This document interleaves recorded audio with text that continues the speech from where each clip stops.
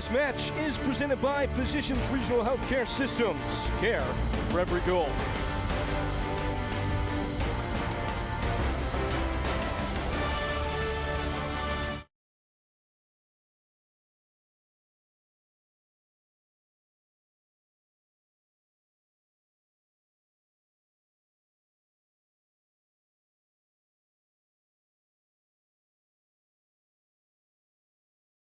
The incredible support of our title partner, Physicians Regional. More than just the name on our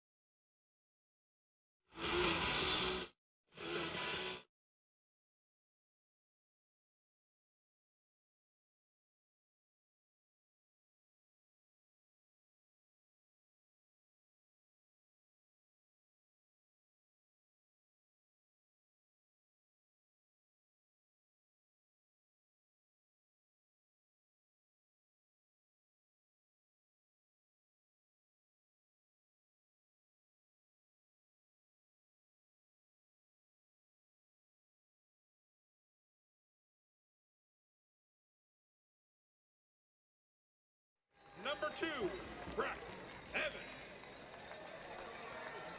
Number 3, left back, Julian Cisneros.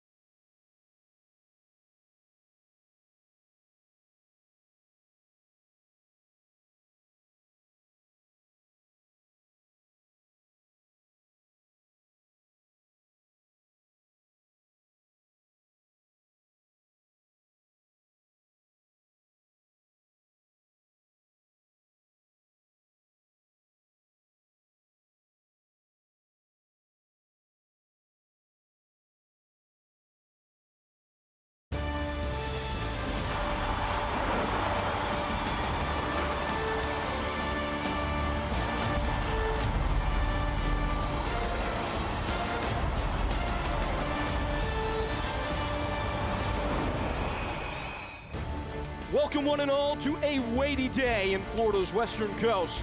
We arrive upon a moment of bigness in the here and now as the spotlight catches two of the USL League One's principal contenders. It's the twice-made titleists in the Neapolitan New Boys. This is FC Naples and Union Omaha. These are the USL League One playoffs presented by Terminix. Howdy folks, I'm Peyton Kelleher, and these are the walks back down memory lane. And I've seen Union Omaha twice lift the trophy, the only team in the USL League One that can boast that claim. They hope to be the first team to ever win consecutive titles. If they are to do so, they will do it likely on the road. Very different to a year ago, as this will be the playoff bracket for you. One Knox, the 1 seed, waiting on the other end of this tie. They will play Charlotte Independence tomorrow on Sunday. As for FC Naples, a large part of them becoming the first expansion side to ever host a first-round playoff match has been their number 9, Carson Henderlong. He is our Parker Hudson-Holmes player to watch, snapping out of a 6-game goalless drought on the final day with a brace, hugely so, as that helped FC Naples to get above Union Omaha in the table to host this all-important clash that's coming up. For Union Omaha, they have kicked off in a big way in the second half of the season, and really since Vincenzo Candela took this program over, starting as the caretaker, now permanently in charge, as he filled in for Dom Casciano, who departed the program, the Tampa Bay Rowdies job. Vincenzo Candela, with this Los Bujos program, they have been better than virtually everybody in the back half. Only one loss in their last 15 matches, and the largest goal differential since he took over in the division at 21 more goals scored. A large part of that has been Sergio Ors Navarro, who stepped up in a big way in that very same goal-scoring department, with 7 of his 10 overall goals coming in the last 8 games. He has been a mighty force at the front end. He will be in the starting 11 for the Owls, starting 11 that will be revealed on the other end of a break that we are just about ready to take. Coming up on the other end, it will be kickoff. It's all coming to you now as everything pops off in these USL League One playoffs. On the other end, we return with the live pictures. Folks, don't go anywhere.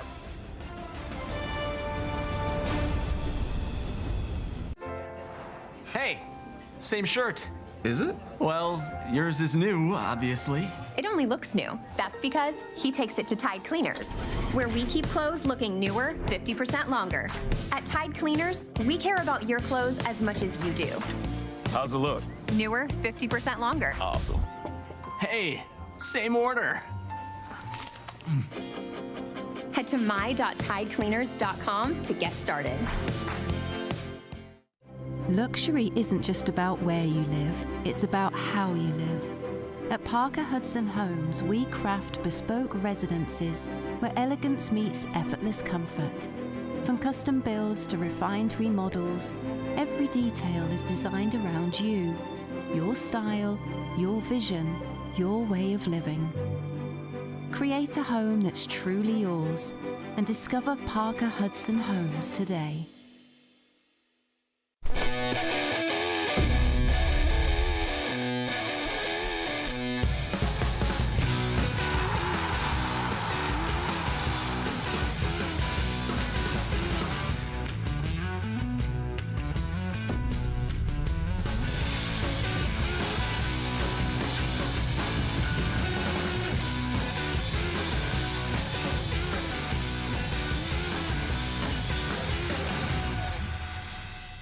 Here on Florida's Paradise Coast, you can play your way. Whether you prefer an action-packed court, a leisurely round of golf, or the thrill of watching a professional soccer match, your only challenge is finding a way to do it all. So visit a luxurious playground that scores big for everything from its award-winning beaches to its incredible restaurants. Because when you want a vacation where all is perfect, only Paradise will do. Naples, Marco Island, and the Everglades. This match is presented by Physicians Regional Healthcare Systems. Care for every goal.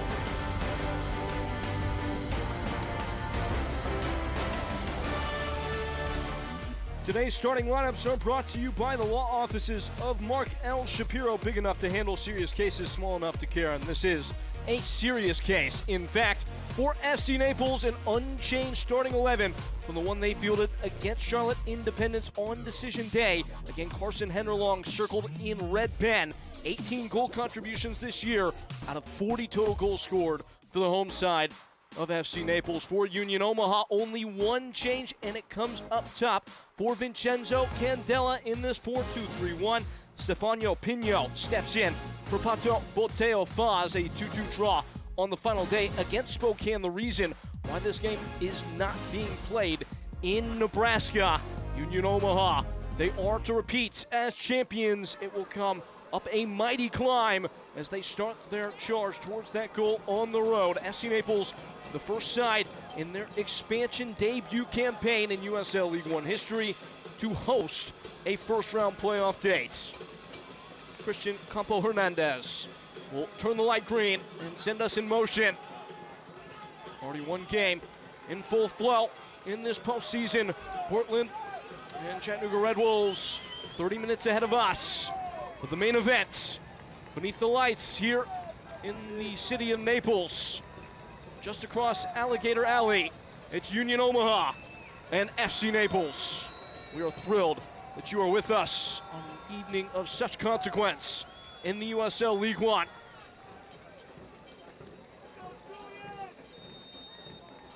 And we embark on a journey that will reveal all.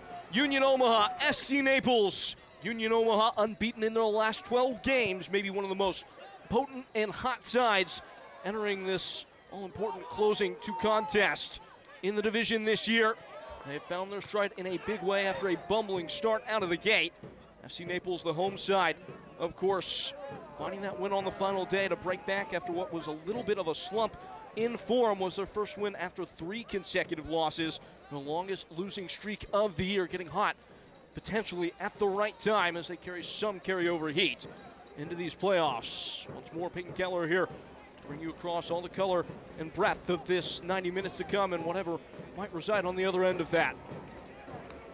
Pino pressing wide, ball served in.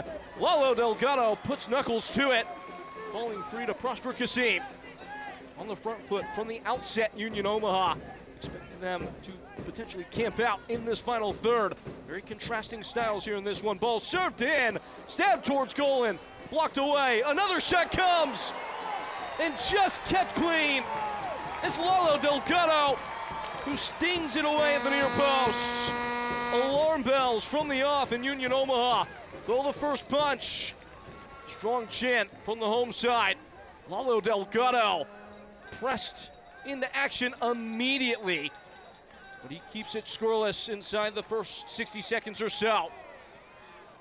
Union Omaha, as mentioned, will see much of the ball and try to keep themselves tidy in moments like this in transition. Dion Akoff with the clearance there. Delgado at the edge of the box. We are off to a blinding start inside the first 2 minutes. Keys to the game are presented by Florida's Paradise Coast. For Naples, it is defending the crosses that they have seen in abundance in the early going. Union Omaha, all-time highest mark in crosses per game in league history by a factor of 4, north of 18 per match for them this year. And for Omaha, it will just be about making sure they always have tabs on Carson Henderlong. 14 goals, 4 assists for him on the campaign. 13 of those goals have come inside the box. Such a master of movement. Always able to provide that one-touch finish. He is the crown jewel in what is a crown that, quite frankly, has boasted plenty of shining gems this year for FC Naples. They have had a very consistent group that has offered the same stable of about 15, 16 players throughout the year. They're well-drilled, well-organized, and a matchup that pits together the 2 youngest managers in the division.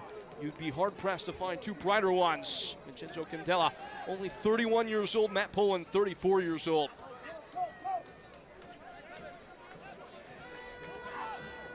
Brandon Knapp and Dion Akoff. The veteran darting past Jaden Onan. Fully engaging the engine, and towards the end line he goes. Stepped away by Mark Torres.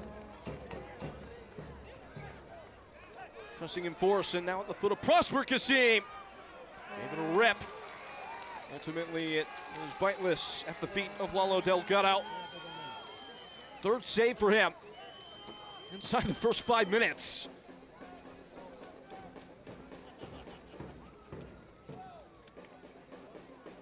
Lalo Delgado, who is such a pivotal point in that run for Northern Colorado Hailstorm, the knockout competition that was the Jägermeister Cup.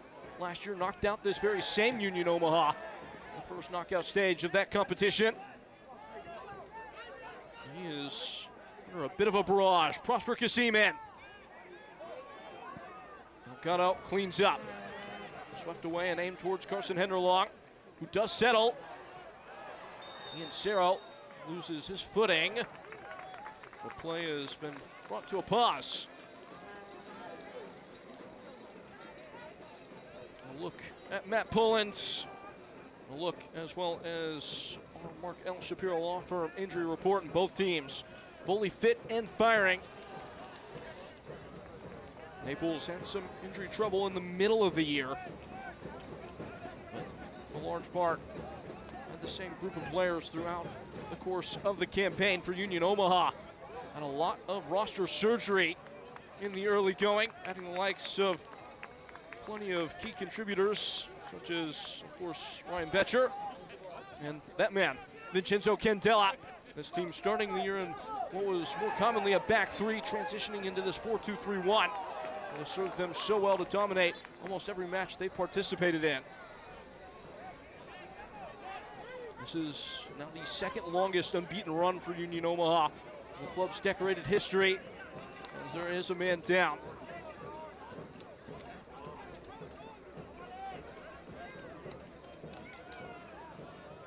It was a hearty clash, as it was Sergio Ors Navarro who was undercut.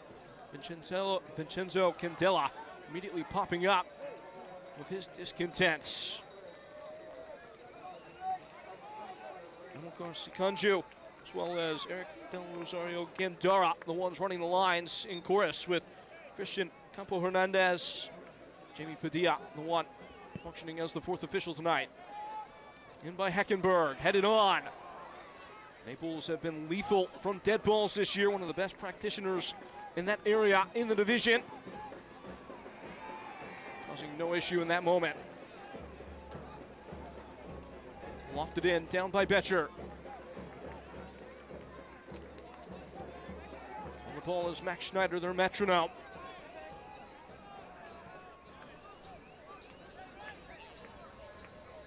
Schneider scored the first goal that lit the touch paper in the final last year against Spokane. Mid-season edition from St. Louis City 2. The year previous, played an instrumental role in that championship run from Los Bujos. He has taken his full form in this second breakout campaign. Was alone last year on a permanent basis this year. Probably been the best midfielder in the division in 2025. He scored last game against Spokane in the closing contest as well.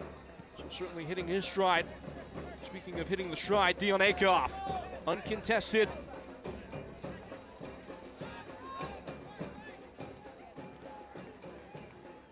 Matches slowed a little bit after that fizzy start for Union Omaha.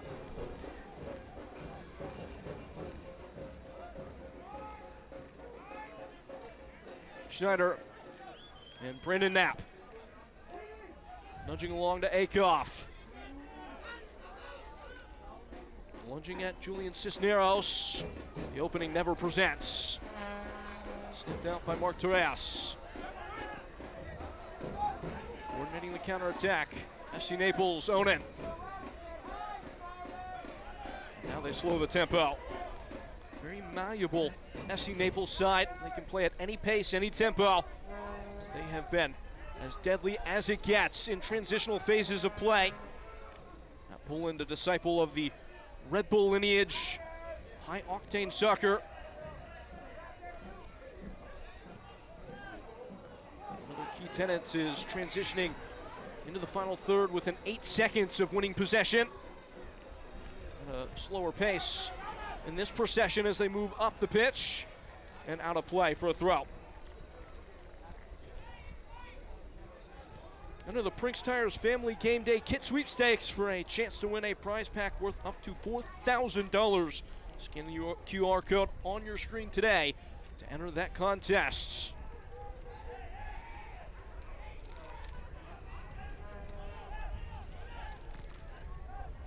Darted forward by Knapp, cut out at the back.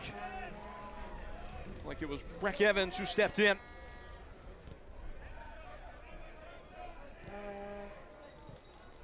Highly recorded center back pairing at the core of all the success for FC Naples, Breck Evans and Jake Dangler. And this is Dangler. Launching the move, FC Naples. Charlie Ostrom, who ushers away.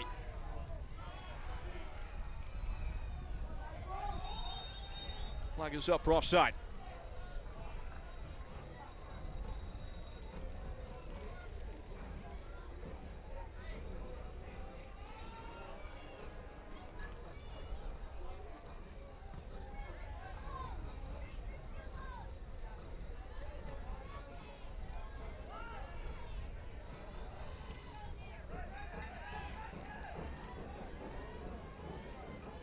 In circulation for Los Bujos.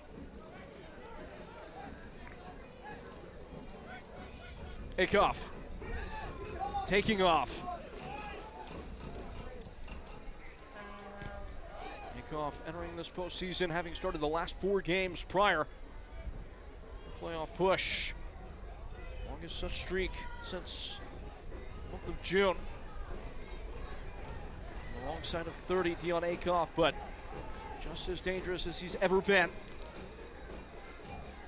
2 goals and 3 assists from him from that wingback spot. Here's Onan in behind, testing the resolve of Rashid Nuhu, who will make the catch without much issue. Posted his 50th USL League One clean sheet last match prior to the final one on decision day. It is the most in USL League One history. He has been on hand for all the best memories from Union Omaha down the years. Brett Coleman and Samuel Owusu. Naples will be picky with when they decide to press up. They will have defined triggers. The moments in which they do choose to raise the intensity. This will be one. Faulty touch from Coleman. Onan by his lonesome at the tip of the spear.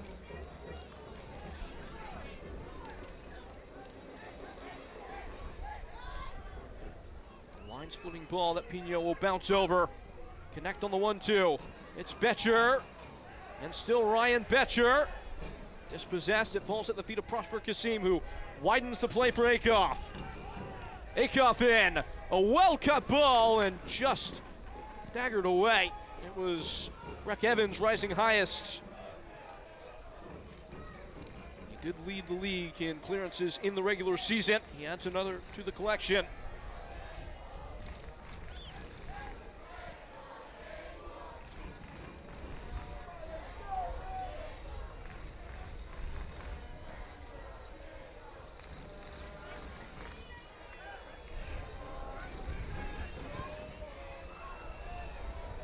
Nuhu.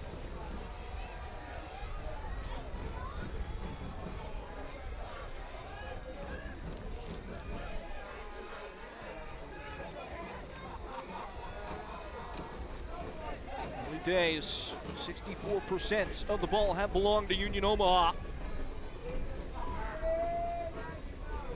Ostrom, one of the key creators in those wide areas for Vincenzo Candella's bunch. Most of the play taking place down this near-hand flank, though. Akoff ripping at the seams is Prosper Kasim.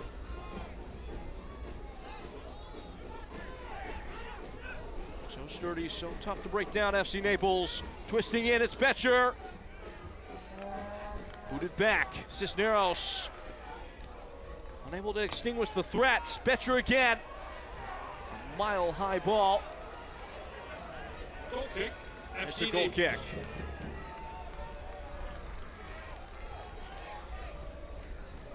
Keep watching all the exciting postseason action as USL playoffs presented by Terminix continue throughout November. The top teams battle it out for the ultimate prize. Go to USLLeague1.com for all the latest playoff information.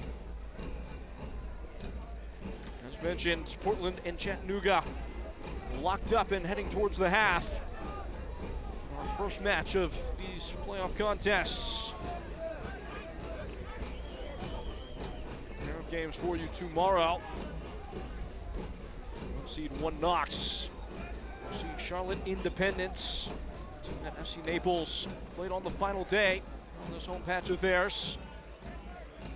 And it will be a hotly contested tie between South Georgia Tormenta and Spokane Velocity. Spokane, the side that Union Omaha were able to defeat in order to put that next star above their badge a year ago. FC Naples will be taking inspiration from them. Spokane getting to the final in their expansion season. Poland has been the architect of this inspired first campaign for FC Naples. Again, entered the year as the youngest manager in the division, only to be gazumped by Vincenzo Candela. Those two at odds today with plenty of mutual respect. They do it different ways, but with the same attention to detail. Here's Stefanio Pino, shielded off the ball by Dangler. Goal kick. Goal kick. It was FC an Naples. expecting ball. Dangler has acquitted himself all year.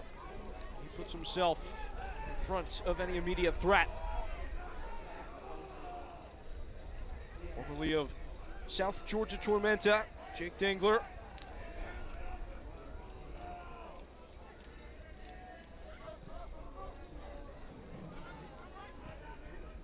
One of the first signings that FC Naples made. Really, it was him, Breck Evans, and Lalo Delgado that set the initial architecture for the project, making sure they got the spine right. And boy, have they.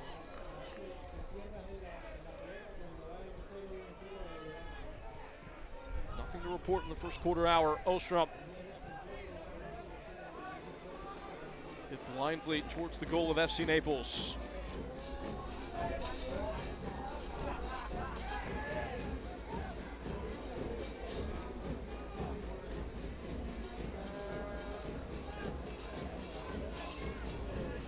Evans. Along with his back to goal. Well won by Samuel Olusu. All the way back towards Nuhu. It got a little bit nervy at the end.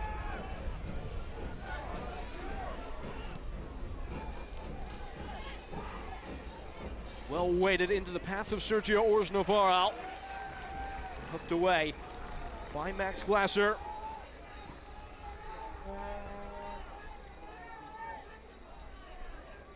Naples hoping to claim some sort of foothold.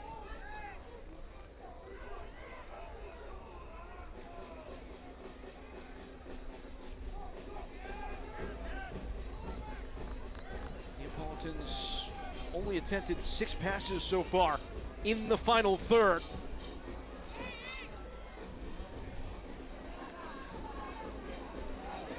Not made much progress towards the attacking target.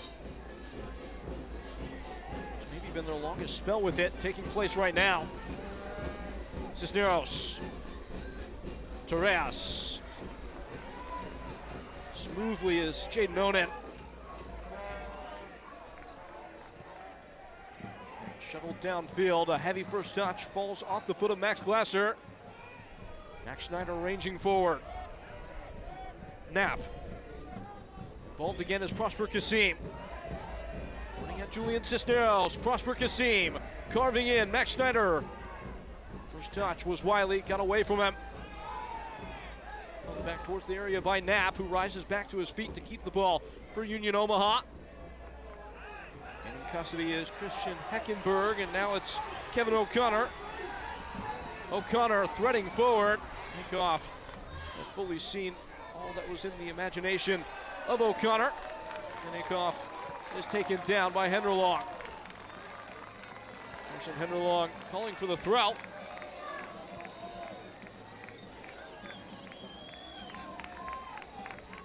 And his hustle has won exactly that, it appears. Just getting a poke in, contact there. You almost welcome the referee to invite that though in this playoff setting. That does appear it will be the long throw on tap. It is Julian Cisneros. Catapulting in. The knock on at the near post. O'Connor's onto it. Angling in Cisneros. Blotted out by Max Schneider.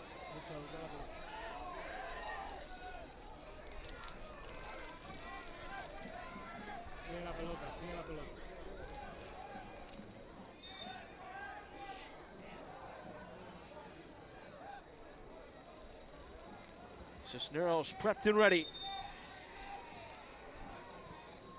In his debut campaign at the professional level, he lifts in.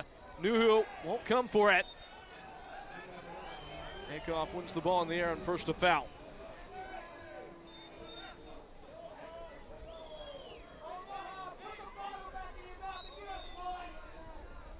Referee sorting things and maintaining his control over the contests.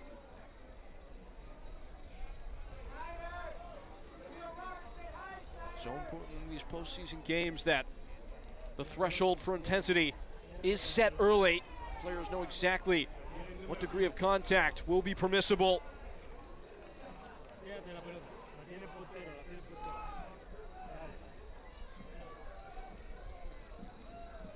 Ball at the feet of Rashid Nuhu for the restart.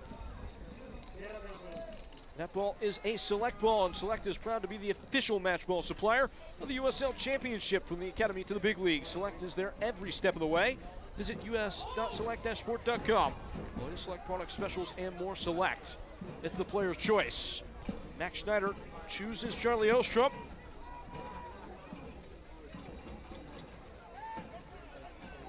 Union Omaha hoping to construct what could be an unlocking move in the early phase of this first half. Tested the target about 3 times in the first 5 minutes. Union Omaha, nothing to report since. Kasim on the spin, lasers a ball wide. In the clutch of Ostrom, Charlie Ostrom, it's blocked. Dangler, the obstacle, and on the run, it's Ian Serrao.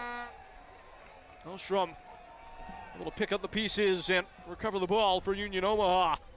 Jake Dangler on his P's and Q's as Ostrom, with a touch of class, was able to whittle into shooting position. Would have been the first goal of the year for Ostrom. He does have 10 assists though and looks for 11. Kasim propelled inward. Sergio Orz-Navarro. He gave it a pop. The technique was tight. He just left it high. Not shy about it, Sergio Orz-Navarro. He's earned that right. He has been in mighty fine form. Again, 7 of his 10 goals on the year, his rookie campaign out of West Virginia, have come for these last 8 games.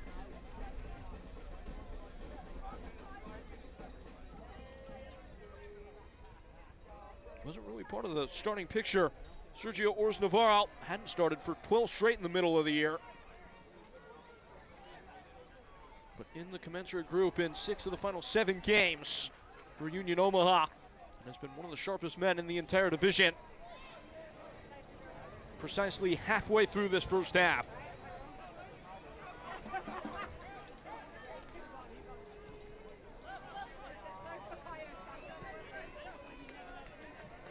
Cisneros and Kevin O'Connor.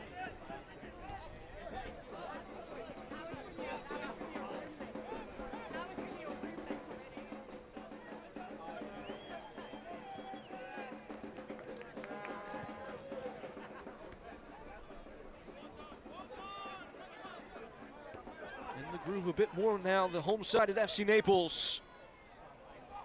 And right on cue, banged a little bit without points into the proximity of Rashid Nuhu. It's been very clean on the ball from both teams, at least to date. Almost taking turns with it. Prosper Kasim dances away. Schneider sifting it wide for Charlie Ostrom. Ostrom in from deep. It's a well-placed ball that carries right over the frame. Sergio Orz-Navarro, he was darkening the doorstep of Lalo Delgado's goal. It was a meaningful moment, at least nearly, as Ostrom provides that blinding quality once more from the wide spaces. Everyone at SC Naples wants to send a special thanks to Physicians Regional for their incredible support this season as the title partner. They've kept our players at their best, both on and off the pitch, in this historic inaugural campaign. Rainbowing off the foot of Ryan Betcher and out of play.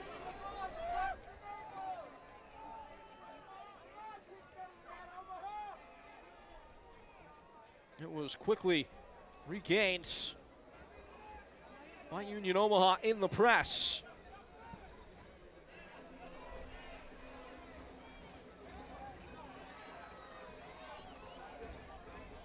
Union Omaha have been a fast starting side. 9 goals for them in the first 15 minutes were the most in the regular season. Amongst the USL League One, Naples have maintained their composure despite the best efforts of Los Buhos. Of course, in juxtaposition, SC Naples have been the stingiest first half defense in the league. Only 4 goals all told conceded for them in the first half hour of games this year. Always providing themselves the platform to impose their style. Starting to impose a little bit more on the final third. Gets away from O'Connor.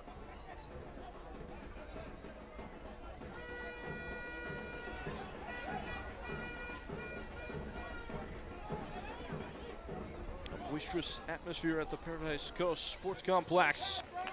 They have hosted large attendance all throughout the year. A community that instantaneously has understood the game and taken to it. A community that Matt Poland really holds in high importance and esteem. Spent much of his childhood in these parts of the country. His grandparents taking up a residence in the region. Has been a part of coaching at all levels on the western coast of Florida. Was always the right man for the job. This blue-collared team and blue-collared city of Naples.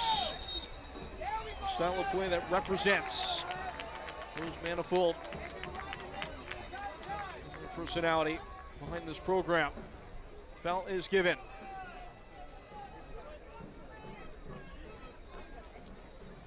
Just a bit of a tug back.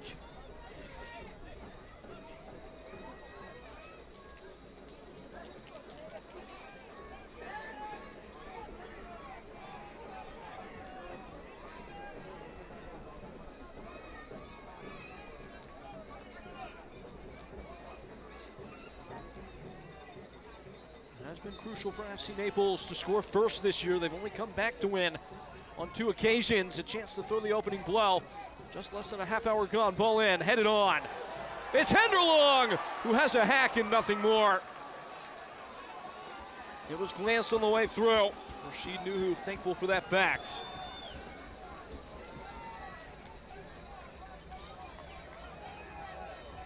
Dangler, such a weapon with the ball in the air. Placed it on a plate. Right into that danger area. Henderlong provided a whiff. Smell is fleeting though, as it's not a lasting moment provided on his right foot.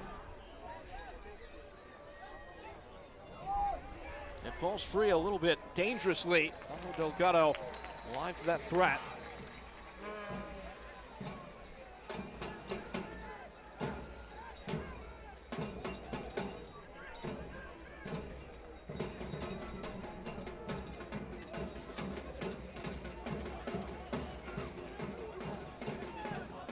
Prosper Kasim intercepting Schneider.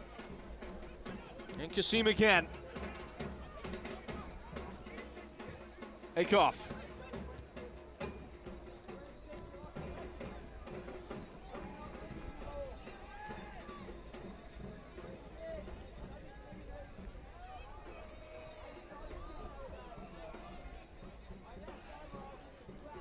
It's been a bit stiff so far. Still waiting on that first moment of real clarity to define the tie.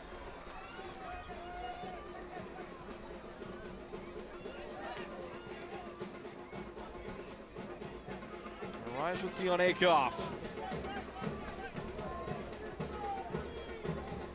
Prosper Kasim.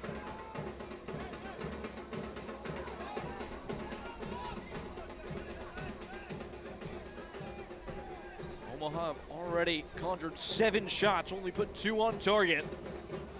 As they press upon the final third once more. Into the area. Held up by Betcher. Set for Ostrom. Never quite got his foot all the way around that. Thrust forward. Henderlong, a little bit of skill, but overhit the ball as he tried to round his marker. It can come that quickly, though. Dynamic as he is devastating, Carson Henderlong. An Indiana native, never really got a good look in with Indy 11 last year. At the championship level, his first season out of college, only played on 5 occasions. He has earned all attention this year and is rightly in the thick of any league MVP discourse. Prosper Kasim. Prosper Kasim shuffling and shooting. Another big block from Julian Cisneros this time. That was charting for a really big moment potentially. Cisneros heads the other direction. Onan cutting through and with a dodging bit of defending. And Samuel Owusu who steps it out.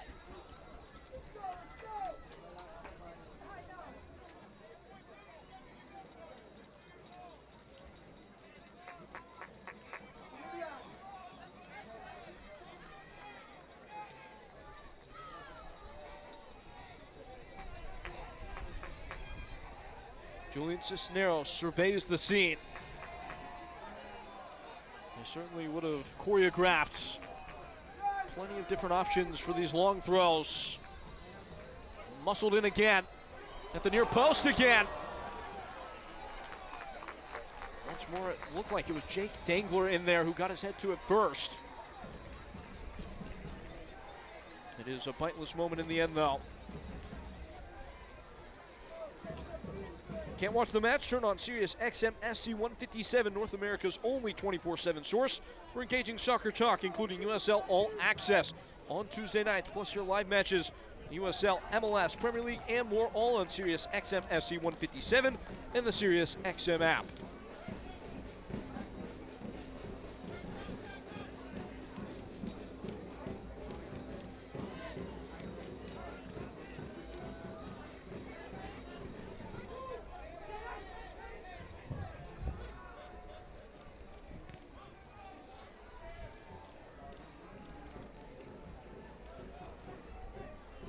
Elsewhere amongst the divisions, for those that have interest in the USL Championship, it is Detroit City who have taken the edge over Louisville on the road. The 1v8. Louisville had only lost 1 game the entire year. And if that is any pretense for what mayhem is to come, as it always does in the USL postseason, should lift the hopes of those road warriors in the USL League One.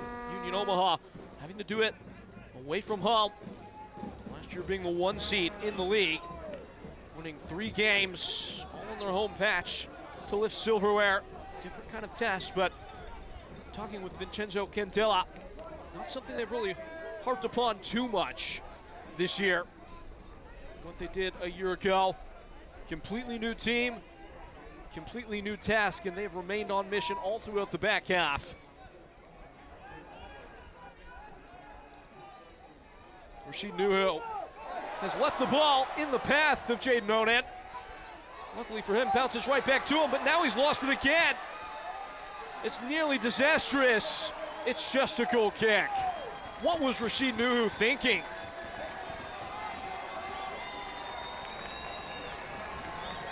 Found himself in every goalkeeper's worst nightmare, having lost possession of the ball and in 2 minds outside his own box.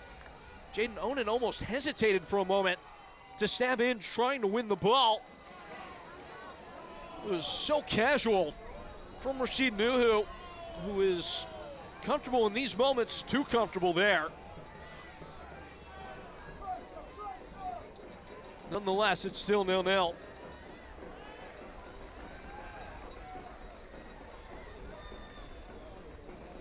What's he wondering right now? Vincenzo Candela, young enough to have played against Prosper Kasim at the USL Championship level.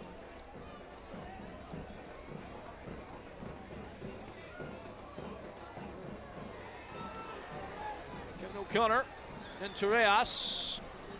No progress to be made there for FC Naples, and now maybe an opening for Sergio Ors Navarro, who charges ahead. Sergio Ors Navarro shifting onto the right. and rocked away by Breck Evans. Goal kick. FCD. It looked off balance and under serious duress until Breck Evans came up at the pivotal points. Toward his goal kick. Evans never even got a touch. Just put enough a sign of doubt in the head of Sergio Ors Navarro for him to miscalculate on the final shot.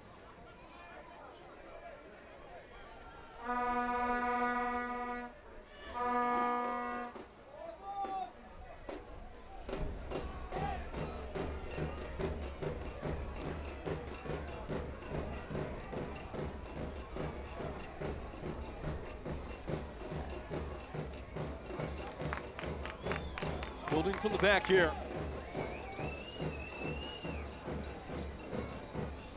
O'Connor. Hemmed in at the touch line. It belongs to FC Naples.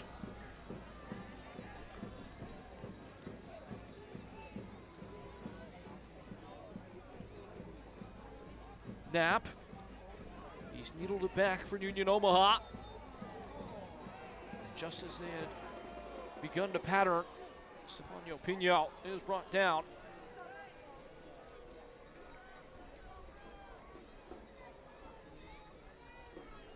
eFootball is here. Live your dream, rep your team, and play as your favorite USL Championship club. eFootball is free to play. Download now.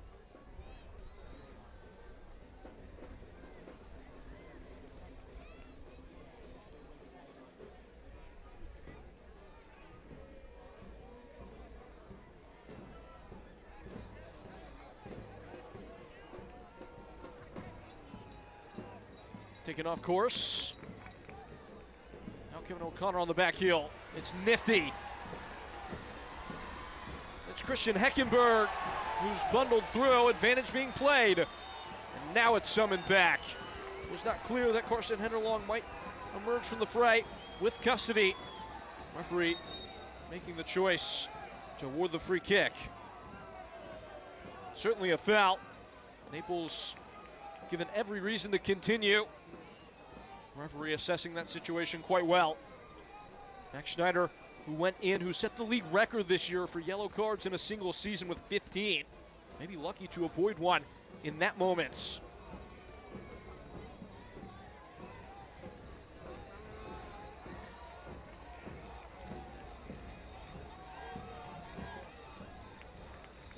Omaha digging the trenches and defending against a side that FC Naples only scored 24 goals from open play. That was among the least in the league. Good news, though, for Naples is how much they've been able to muster for moments like this. Dead ball situations, another coming. Cued out.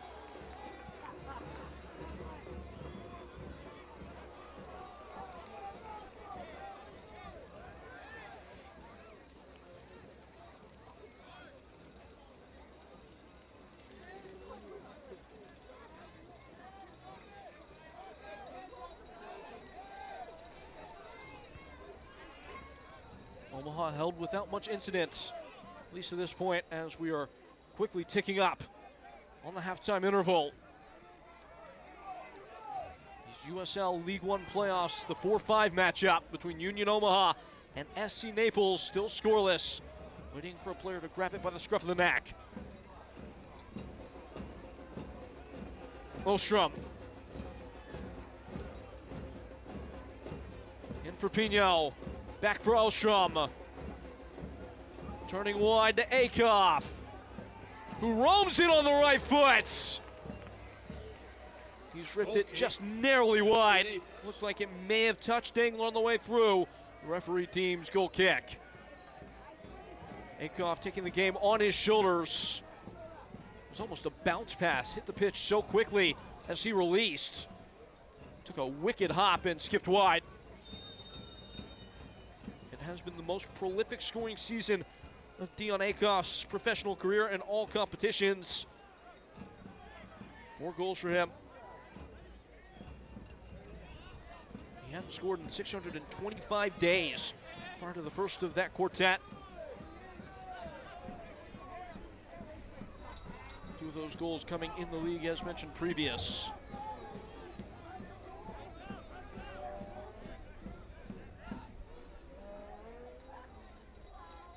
The noise is still to what is tantamount to a concerned stir at this stage. Now those fans lift from their seats. Torres. Supporters of FC Naples enduring their first nail-biting postseason bout.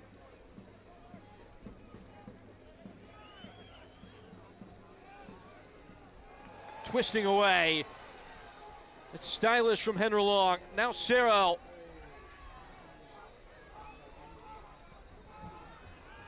It's a short-lived charge. Now it's Jake Dangler.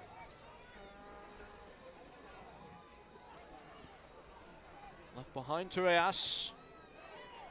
Unable to tilt the field away. Union Omaha back with the Neapolitans. Lingering out by the touchline. It was Max Glasser. Now he's deferred. Chris Heckenberg. Breck Evans. Belting in for Onan, who could not tame. Picking up the scraps is Torres. A header wide, O'Connor on the 1-2. Torres providing the run. Owusu providing the defense. The referee makes a delayed decision. Foul called. Supporters with groans from around the grounds. They have been behind this team in force from the outset. Matt Poland was excited to put the product on display, have his side compete for the people that have powered all this progress for the Floridian side. And their debut got a lot of people by surprise. They were not picked very highly in any preseason poll. Matt Poland, though, has always been confident in the build and the purpose of this program. Every player and profile picked choicely to provide a certain set of skills, and it's all coalesced. A very defined style of play that reflects, again, the village that is behind them. Dogmatic and blue-collared, detail-oriented.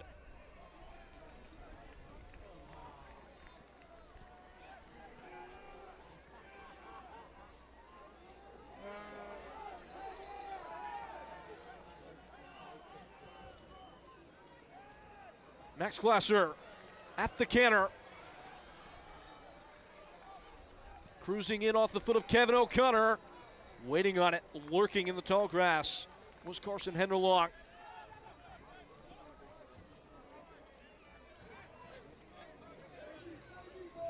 It only takes one chance. The Naples number 9 to really rip up the scripts. The chance not coming in that moment, though.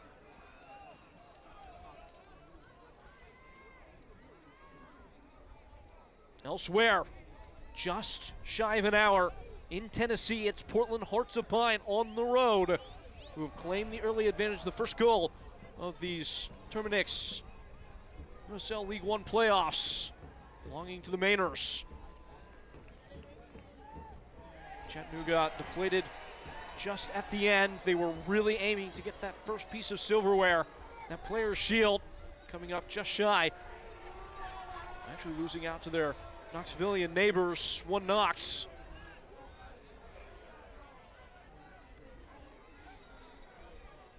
As it will be a free kick for FC Naples. Union Omaha very much so representing the old guard in the division. Many of the new school have written at least the heaviest headlines. 1 Knox now in their 3rd season. Always progress for them, their first year under Ian Fuller, taking the big step into the heavyweight contention class. See Naples, their accolades well documented at this point. Union Omaha got off to that slow start. It was sleepy for them. They paid the price. At the end, needed to get all 3 points to clinch a home playoff game. Were unable to do that when Naples did. That is why they find themselves on the road. But it's the likes of Forward Madison and Greenville Triumph who have so often been amongst the league's elite that didn't even make the playoffs, calling into the sharpest of contrast where the league has been and where it is now. That will give FC Naples all the confidence they can maybe do something seriously special. The first expansion club to ever win a title in USL League One, excluding the first season of operation for everybody. Spokane coming the closest a year ago. We're past the 45th minute. Doesn't look like the board has even gone up. Once this sequence of play is resolved, likely to the curtain fall, as the first yellow card of the game will come just beyond the bounds of the 45 minutes. We'll see who to. It was Owusu and Henderlong who went in at full speed.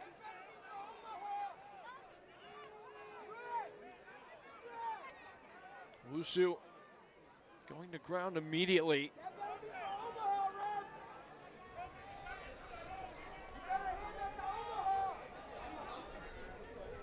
Waiting on confirmation as to precisely which player has the name taken. And it needs no explanation. Just listen. Yellow card, Karsten Henderlong. How reserved will he be in his pressing duties now? Stepping into the second frame, a question that will only be answered in the next 45. That very well might be the last thing that happens in a very much so silent first half of play here in Florida. Union Omaha will give it one last push. Referee looks at the watch. Akoff heads towards the end line. Into the box at the back post. Running chase at the last was Betcher. Latching on is Ostrom. Away by Dangler, and that will do. And so, we step into the break without much to write home about and much to think about. It is scoreless here in the first 45 minutes in Naples. Sitting titleists unable to get the go-ahead. Despite some early pressure, Naples will see if they can come out of their shell a little bit in the next half to come. As for now, we set to step aside. The halftime report coming up on the other end of a break. It is scoreless here in the state of Florida, 0-0 in the first round of the USL League One playoffs. Folks, more to come here on the other side of the intermission.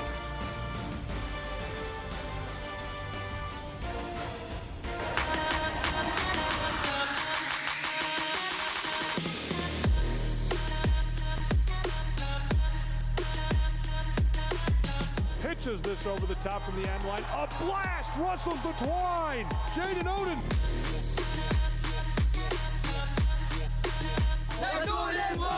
This is Oden across for Henderlong, and Naples in front.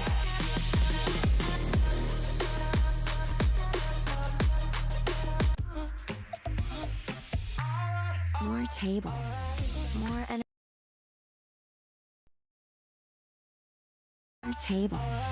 more entertainment, more slots, more fun.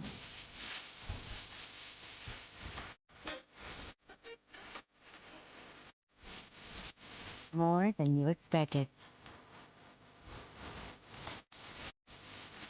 There's more in paradise at Seminole Casino Hotel in Immokalee.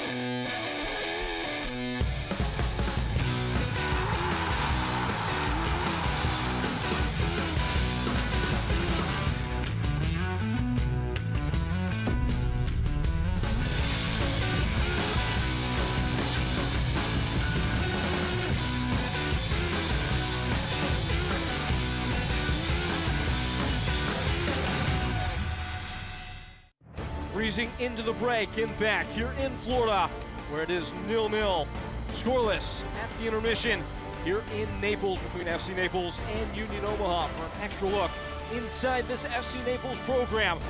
The Extra Time Pod sits down with all the best and brightest from Naples in their inaugural campaign.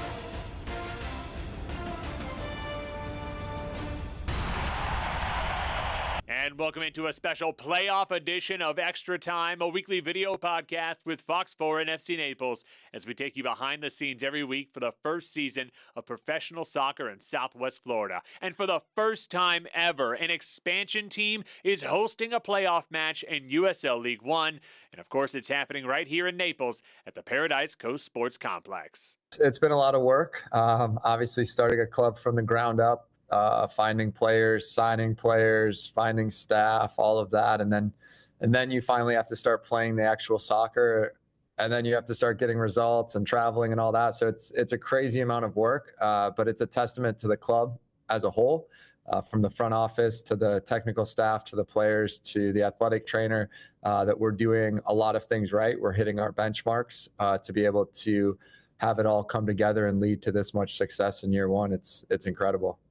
But it's going to happen every year, but seeing it play out is always kind of a surprise, is how every team playing 30 games and yet, one result here, one result there changes everything in terms of the table. And it's incredible, but it's a great reminder of how, those games in March have potentially massive implications for where you're going to be come October, November. And let's wrap it up with this, Coach. As we talk about the success that we've had on the field and with the community support, with the attendance, it does seem to me that USL League One, the league officials seem to be noticing, because you suddenly are going to have that rival now in Sarasota next year when Paradise moves up to League One. We talked last week about the expansion with Port St. Lucie playing in League One. So the league has already kind of given you these rivals within a couple of hours. So that says to me, the league looks down at Southwest Florida and says they're doing something right down here. Yeah, butts in seat, that's the most important thing, and making a real impact in the community. And, when I look at all that's happened both on and off the field with our club and the community, it really seems like the community is supporting us and is behind us. And to me, that's the most important aspect of professional sports. Obviously, we want to go in and win every game, but more importantly almost is that we're making that community impact. And so it's great that we can have that impact while having success on the field this season. Join us every week on Extra Time. In costume, just past Halloween, but no pretenders here in the state of Florida. SC Naples, Union Omaha still scoreless at the break here in the USL League One playoffs. We've got more coming up. Maybe another look at Dino when we return here in Naples.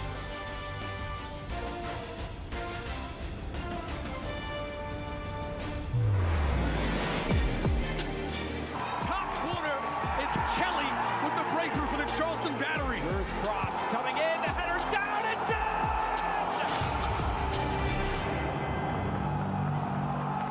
Whoa, termites can eat a pound of wood a day. Pound of wood a day. Pound of wood a day. Pound of wood a day. What's wrong, Daddy? Daddy? You okay? Keep termites out of your home and your head with our premium guarantee that covers up to $250,000 in new termite damage. Before panic shows up, Terminix it.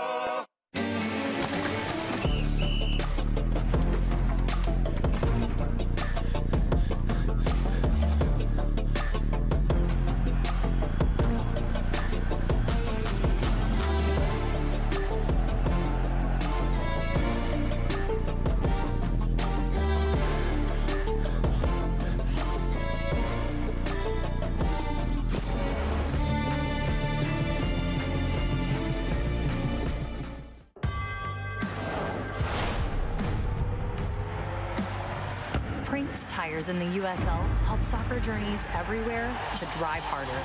From city playgrounds to suburban sidelines, from early mornings to late nights, from fun with friends to winner takes all, from the biggest fan to the biggest heart.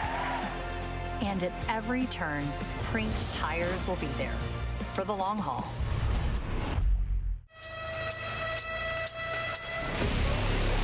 put Portland into the postseason. Reaches for the whistle. It ends.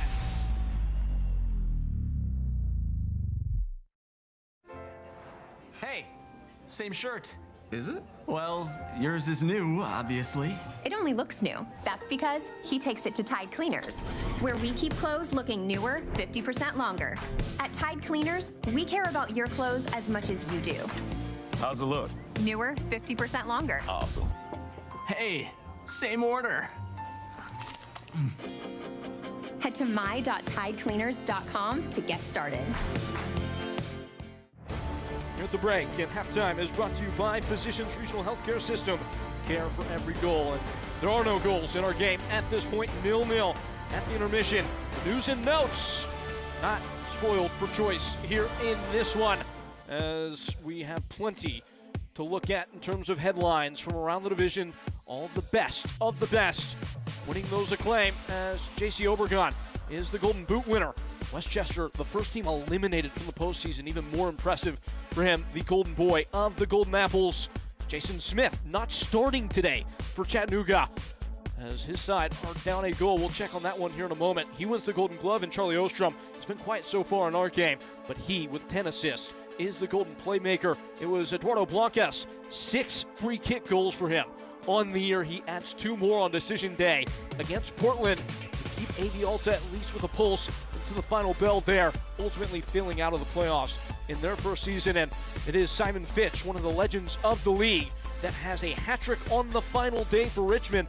If anything, just to spite the other side of the Henny Derby and keep Forward Madison out of the playoffs, having already had his Richmond kickers expelled from further competition. The live scores from around the league. Portland, last checking, 65th minute there. They are a goal ahead of Chattanooga Red Wolves, as the roadside and 7 seed have the advantage coming down the stretch. What a story Bobby Murphy and that club have been this year in their inaugural campaign. It has been a lot of the new chips on the block that have been the most interesting clubs in the division this year. And as we've told you already, and we'll tell you again, it is more to come tomorrow. This is just an appetizer today. One Knox, the 1 seed, holding their home court against Charlotte Independence and trying to make a further run in the postseason than they ever have before in their 3rd year at Spokane and South Georgia in the night show. As for our second half, that is coming up next when we return here in Naples. The score is 0-0. Maybe something changing in that in the second act when we come back.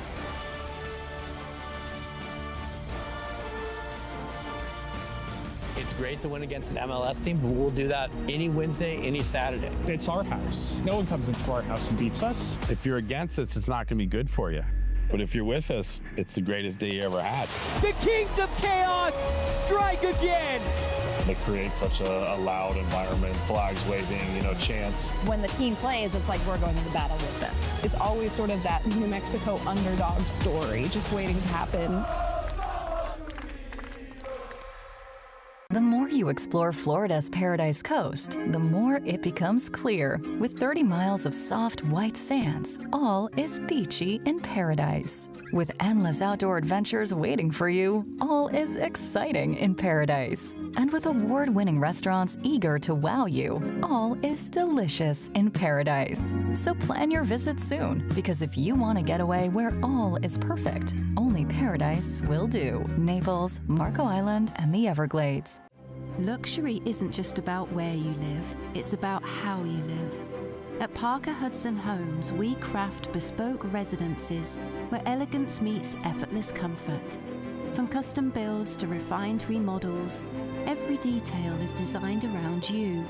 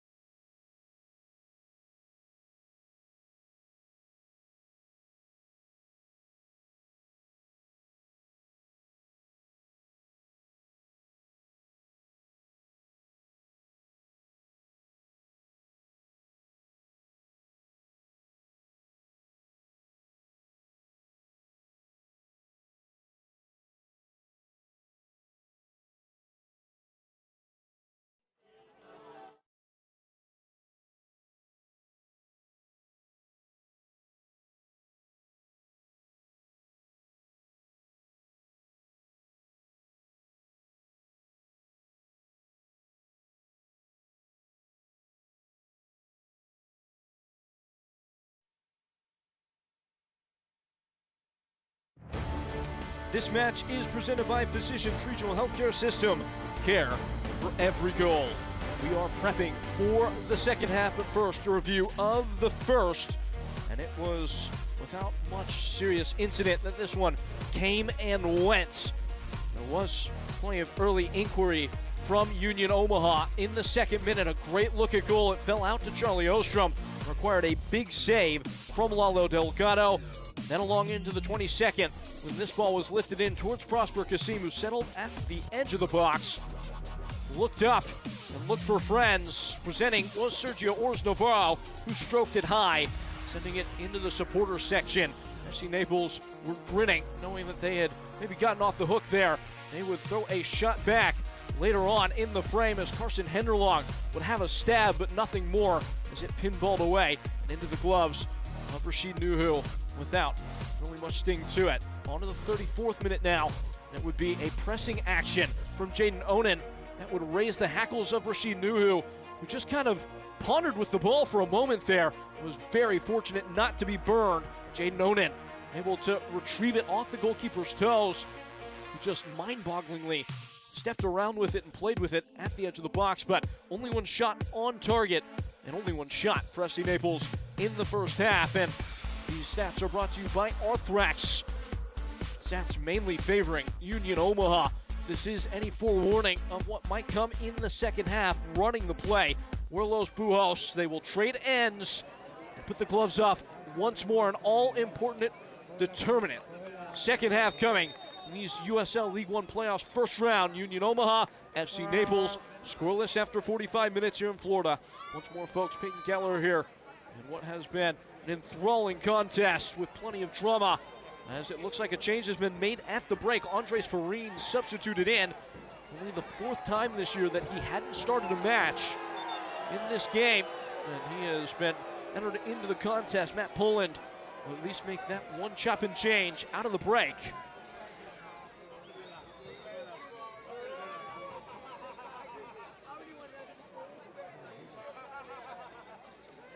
Ian Serro, the one who exits. The substitution is brought to you by Seminole Casino Hotel and Resort Immokalee. Andres Farine instantly getting a stern warning for twosome engagement right at the commencement. Naples will not be uncomfortable with as little of the ball as they've seen. This is who they are. And greater exhibition. It's them on the break where they are at their very best. O'Connor scanning, serving. It comes across the bow of Henderlong, who's gotten overly physical. He was the lone man booked in that first half. The referee will have a quick discussion as Henderlong, who did get sent off once in the regular season against Portland Hearts of Pine, will evade any raising of the heart rate with that foul. There wasn't much in that. Very similar to how he picked up the yellow card. Just kind of undercutting a center back. First half it was Samuel Owusu. That time it was Brent Coleman. And that was the key to the match for Vincenzo Candela. On paper is how they would handle Carson Henderlong's gravity. So far, it has been weightless for them in that regard. Streaming forward, slipping clear and free is Max Glasser, who's not on the same page as Andres Farine. The first goal scorer many months ago on this very same field against Chattanooga Red Wolves. His penalty and equalizer in the last moments on that day. Since then, this has been a fortress for FC Naples, gaining victory on 9 occasions and only falling on 2. 31 points gained at home for them across those 9 wins and subsequent draws. Those are both the high water marks for an expansion club in their first year and the second biggest total by any team.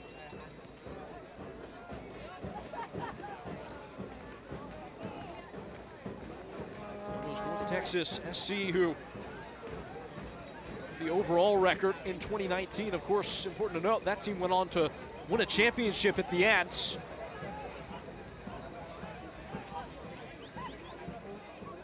Naples have all the equipment to maybe do exactly that.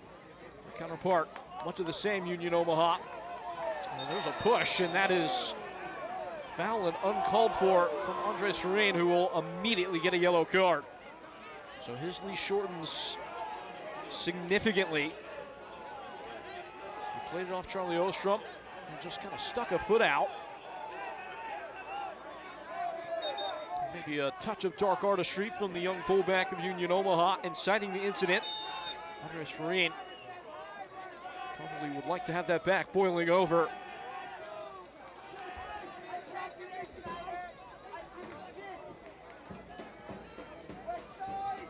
How can FC Naples establish something of a beachhead in the attack?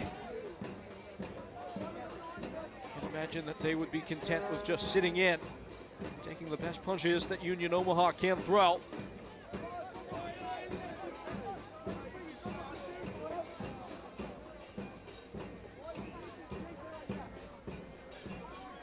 Flashed away by Brent Coleman. Pino gives it an inspection and will win a throw for that effort.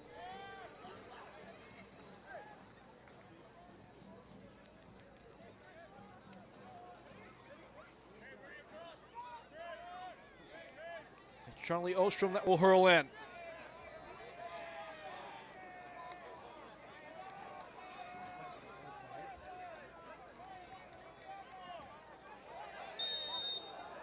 Pruned away by Andres Ferrin, but first a foul is called. And this is danger close. Cheaply given there as Ferrin went in at full force. Already on the yellow card, no caution exercised in that moment. Would have been harsh to have a sending off, but he must be a little bit more mindful, as certainly Lalo Delgado will be here. One of the most lethal aerial sides ever in the division. Union Omaha, it's always been part of their trademark. 11 headed goals this year, joint most in USL League One.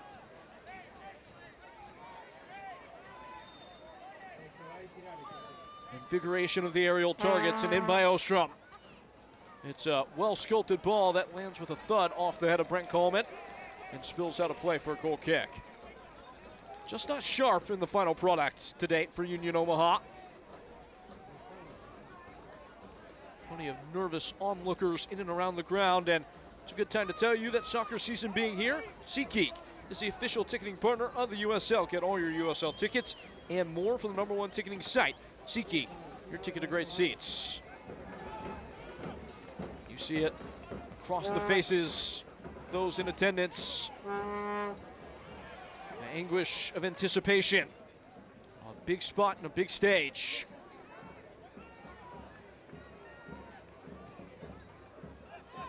Nap. Just still holding their breath for that first moment where you hear the flapping of seats hitting back across the plastic as folks lift up from their respective perches. Speaking of which, Union Omaha finding a perch again in the final third. It doesn't come without cost. Ferrin goes to ground and the foul is called. The contact was sharper with the ball landing on the frame of Ferrin than the actual contact that felled him. A foul nonetheless.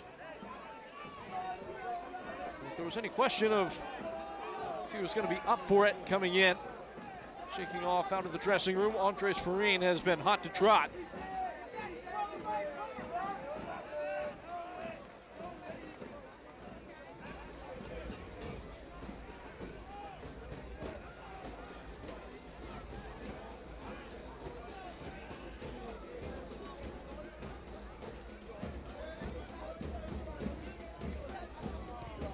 Up and away from Jake Dangler into the night light.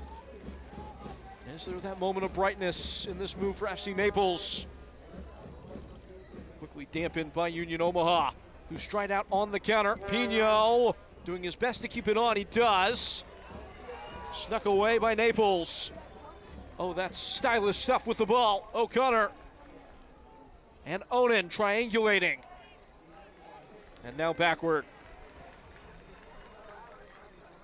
Lacking that decisive note in their conduct so far, FC Naples. There's been a degree of hesitancy in any moment that they've moved forward. Off the foot of Farine and out for a throw.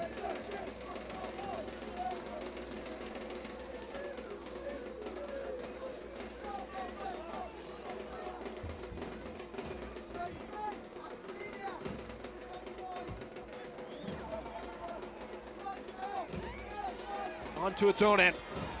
He's weaving, he's widening.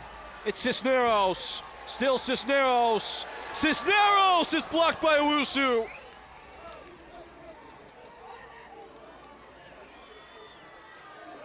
Unable to cleanly get himself away as Sergio Ors Navarro.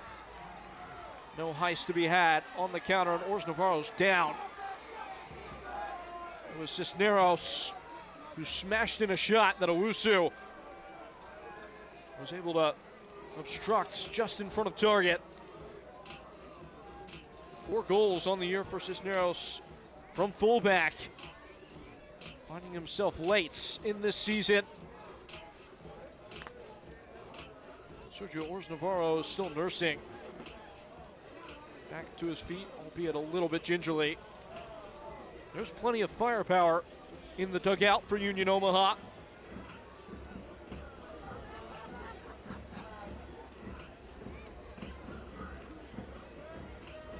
Likes of Poteo Faz, who has 3 goals, 2 assists on the year, waiting in the wings. Mark Bronick as well, he's got 6 goals. That said, he has cooled off in a measurable degree in the late stage.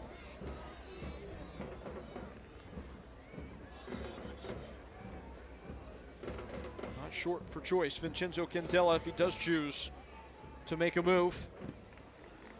Only 1 total sub used in the course of the contest as we move towards the hour mark. Andres Farine coming on at halftime. Swashbuckle towards Farine. Ostrom's there.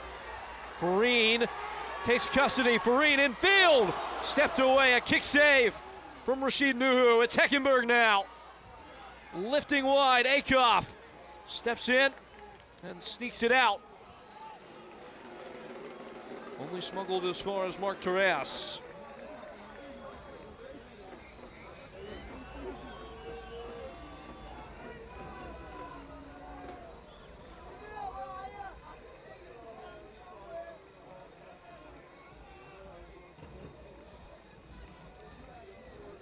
Dengler. Getting growing influence, FC Naples. Shifting up into 5th gear. Starting to see much more bounce and confidence in their step. Just painting passes around. Dengler heaves one into the box, and Nuhu will lay claim.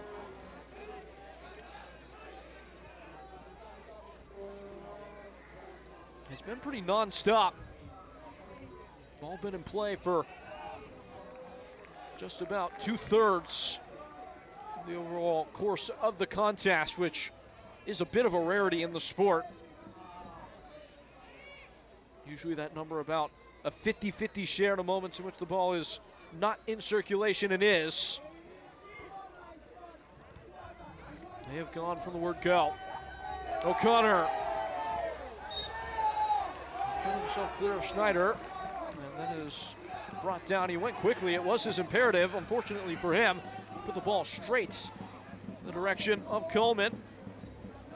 Hammered forward by Owusu. A neat flick goes by Sergio Ors Navarro, who's left something on. Looks like Mark Torres as he passed him by. Torres struggling to rise as Delgado makes up his mind as to whether or not Naples will continue in this move or wait for their wounded teammate to receive attention. It does look like the physio will be called for. Mark Torres, who's been up amongst it in this game and what's been a long run preceding this, starting the last 17 in a row. Only started 5 of the first 13. He's been a mainstay, so dependable for Matt Poland. Got the sense that it might take a little more than the trailing hand that he caught to get him out of this game. On a starless night in Naples. Still scoreless an hour in. Matt Poland's much on his mind. It was a point of question in our conversation this week. His philosophy on substitutions, they so often make a much bigger difference in these postseason games than they do in the regular season. He said he'd play it by feel. They only used 116 subs this year, FC Naples. The lowest totals in the league, only Texoma with fewer. They only got 2 goals from those subs, which was the second lowest mark as well. There's Vincenzo Candela, who has massively influenced games with his reserves this year.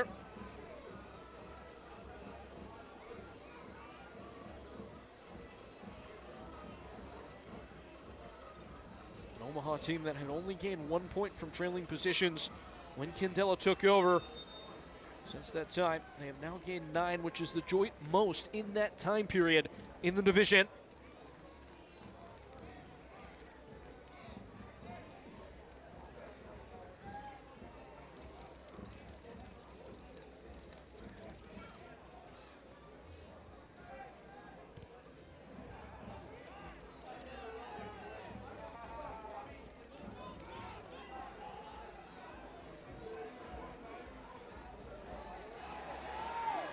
Picked up by Akoff. Scrambling forward. Slingshot it over goal. And it's a goal kick.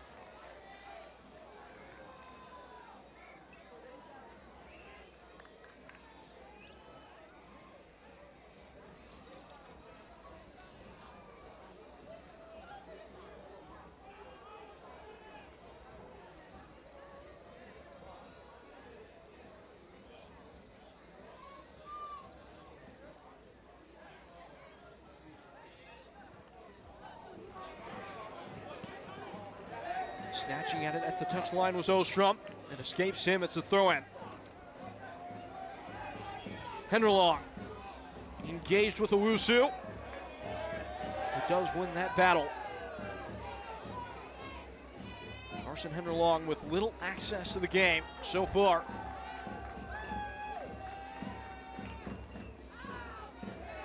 Only 1 touch inside the attacking box.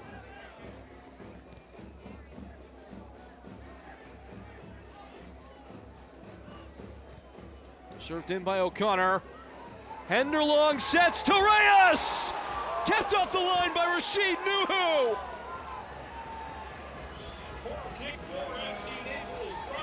The captain keeps it clear of harm. It's scoreless still, but not for lack of effort. It was Torres arriving on the scene with a mighty poke.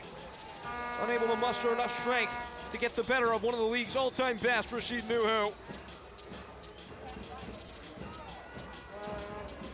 He hasn't been asked to do much, only the second shot on target, but it remains scoreless. Nearly 20% of the goals for FC Naples this year have come from corners. They get a great crack from the flag. It belongs to Heckenberg. Played short. Corners presented by Renewal by Anderson. Off the routine, in. Goalkeeper in trouble.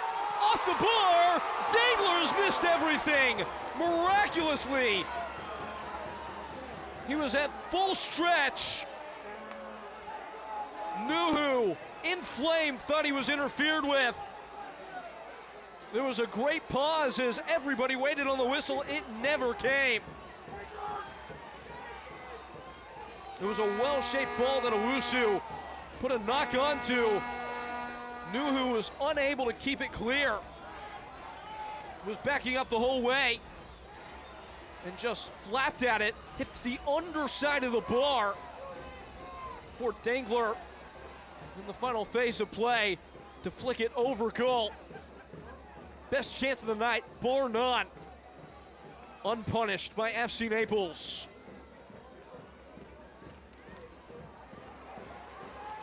Undaunted though, Henderlong down in the box is O'Connor, and he will be called for the foul. It's all popping off now. Things waking up in the final 30 minutes. Naples turning up the heat, and there is certainly a claim for Kevin O'Connor. Owusu went to ground first. It looked like he took O'Connor with him. There is no VAR in the USL League One, so this will not be revisited. The referee's ruling is final. A massive goal from Christian Campo Hernandez, and maybe a little bit lucky Union Omaha.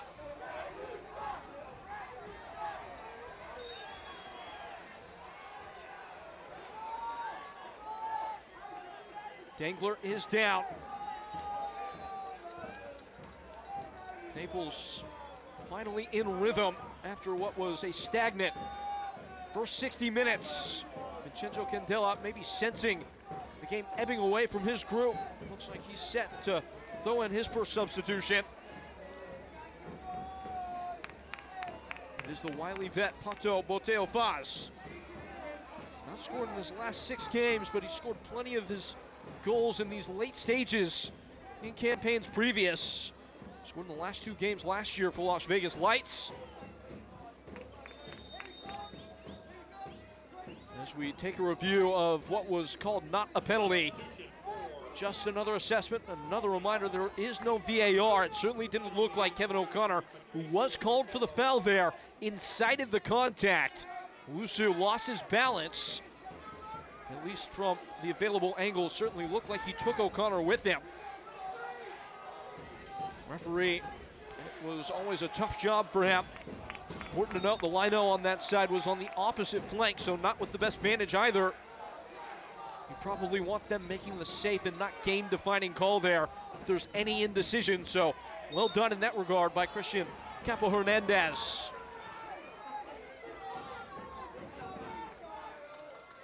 Certainly not a clear penalty, but one that will be bitter for FC Naples if the night does not fall their way. Increasingly, Union Omaha hemmed in, trying to draw in some of the fresh air that resides for them in the final third. Knapp. Fluttering wide for Dion Akoff. A lively first half. It's been the exact opposite in this most recent frame. Off the head of Glasser. Delgado enough time to arrive. It is still 1-0 in stoppage time in Chattanooga. Ollie Wright, the point of difference there. Winner of that game will face the winner of Spokane and South Georgia tomorrow. And it is final in Louisville in the USL Championship. The 8-seed Detroit City FC have knocked off a team that had only lost 1 game the entire year in the first round. Chaos already in abundance in the United Soccer League. Do not blink. You will miss something this time of year. My goodness. Glasser bending in. Looked like he didn't know which shoulder the ball was arriving over. Coleman had clear eyes the whole way. There are 2 balls on the pitch. Let's see if the referee respots for a rethrow or if it will be a drop ball here. It will be a throw and maybe a chance to cue off the long one for Ferrain. There is notably less runway on this side with the outboards. Short for Dangler. In from deep from Dangler. Placed centrally and plated for Jaden Onit. Just scratching at the door, but nothing comes for him. Reasserting themselves with the possession are FC Naples, who have another throw.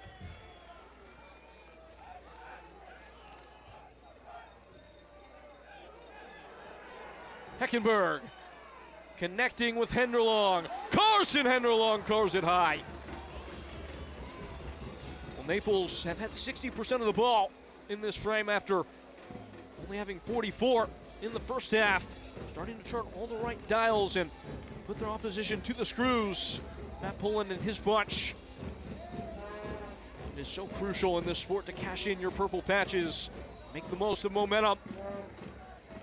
Union Omaha, more than lethal enough to only require a glance of target to change the entire complexion. The freest scoring sides in the entire division. They led the league in shots and box touches and shots on target in the regular season. Hardly anything for them going in that direction over the course of this determining, revealing second half of play. Somebody's walking away from this, somebody's not. Sprinting after it is Farine, it's out for a throw.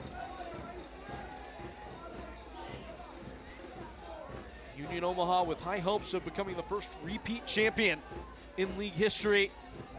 Only one loss for them in their final 15 games of the regular season. Very similar to how they caught fire last year and went unbeaten to the tune of double-digit games. They can tie their all-time mark of 15 consecutive unbeaten. They do win the final. Ball in from deep. Nodded off course by Dangler. Starting to really open up. End to end now. Max Schneider.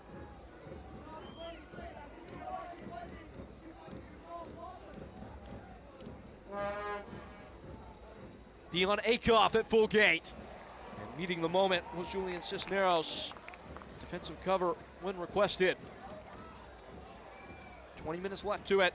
After stoppage time, we will go to 2 periods of extra time. Standard IFAB rules, 15 minutes apiece, and then penalties.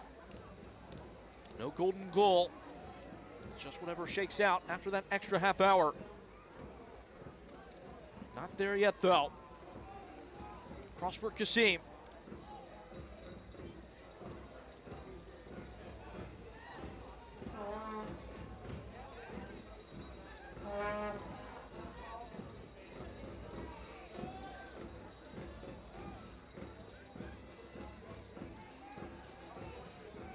Line splitting pass, it's far from unlocking.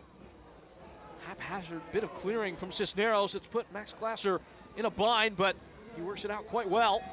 A glancing header from Charlie Ostrom, who reattaches himself. What a touch, opening up. Schneider snatching at it.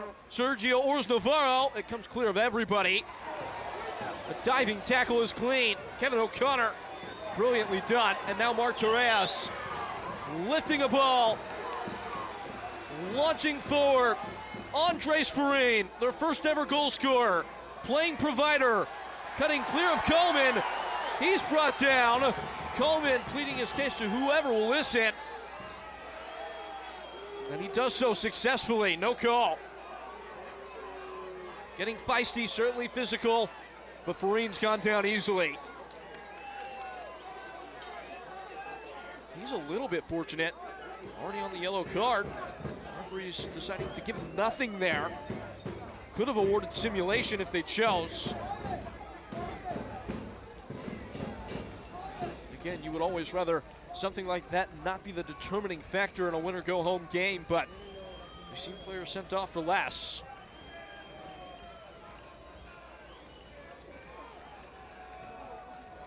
There's Brave in the Barre.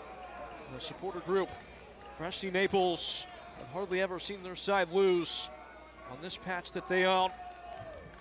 Made that run. U.S. Open Cup coming up just short in penalties. The Tampa Bay Rowdies. That happening on the goal they defend now. There's something Matt Pullen underscored to us preparing for this game at that moment, and maybe prepared these fans and faithful for the anxiety that they face now. The real thing is quite different than the rehearsal.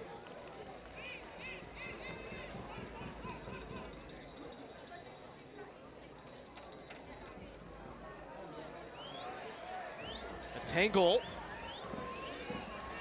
And pirouetting away, FC Naples, who have won a foul and choose to go quickly, the referee having none of it. On behalf of FC Naples, and of course wanted us to mention the gratitude this club has for the amazing support they've received from this Naples community and all that they have offered the passionate fans that have embraced this team since day one, regardless of the results of this game. FC Naples front office, technical staff, and that squad have been blown away. Can't wait for an even bigger 2026. Everybody's been blown away. The lovely orchestra noise, the vibrant community have made themselves known to all that appreciate this division. One of many success stories for the upstart clubs. Another one looks to have gone final in Chattanooga as Portland's proceed to the next round. So the lower seed has won the only finalized tie in this playoffs. 1-0 Ollie Wright's goal. All that was required, it feels like one might, well, that's necessitated, I should say, on a night like this in Naples. Popping the tire and striding away. It was Heckenberg who made Brandon Knapp touch earth.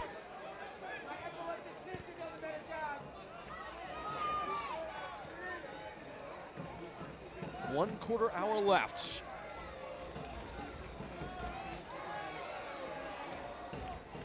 Torres steaming forward, wriggling.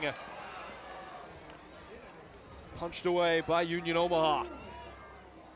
Prosper Kasim sparks his imagination, and now Max Schneider. They need something industrious. Player brave enough to take a chance, have the risk. It's been a bit cautious in this half of play from Union Omaha. And winning their title a year ago, it came without much issue. They proceeded to the final, in which they absolutely trounced Spokane, scoring 3 goals. It's not come quite as softly here tonight.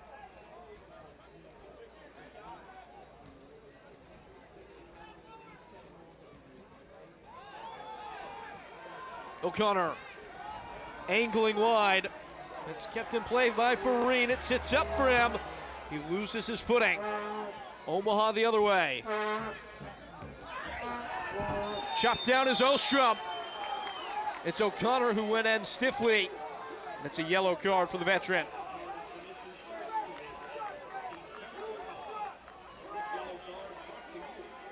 Not much doubt about this as he clips the heels of Ostrom, was always late. Pressing up on 30 now, Kevin O'Connor. His first year stateside, was out of the game last year. He's played on plenty of big stages though. 13 career Europa League qualifier appearances for Cork City in Ireland. This is not his first time in the spotlight at all. Well, he must proceed though at this stage with a tighter rope for himself. Most recent Naples player, another name taken, joining Carson Henderlong and Andres Farine in the book.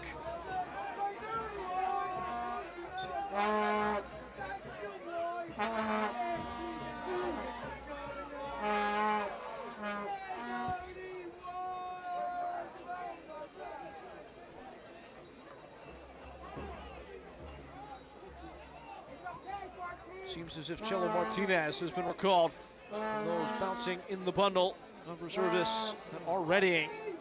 He is standing by the 4th official now. Well acquainted with several of the players in this Naples side, former teammates. Northern Colorado Hailstorm last year with the likes of Breck Evans and Lalo Delgado and Chris Heckenberg.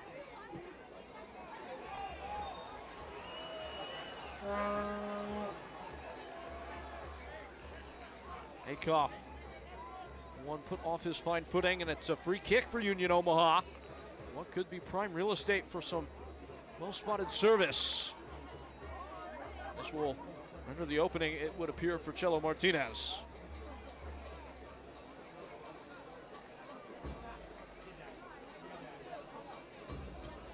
Martinez was coming on, and then the board went down.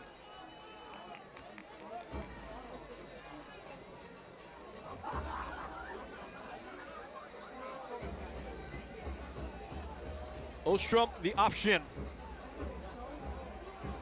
Lethal operator, casting a long shadow over the ball. The league's very best on dead balls he's been this year in many regards, but that one is not going to cause concern for Lalo Delgado.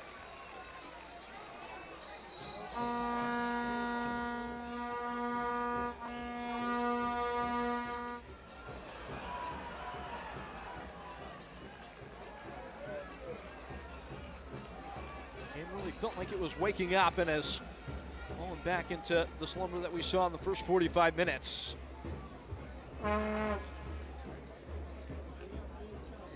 Omaha starting to tighten that grip once more. Same one that they had in the early going. Coleman.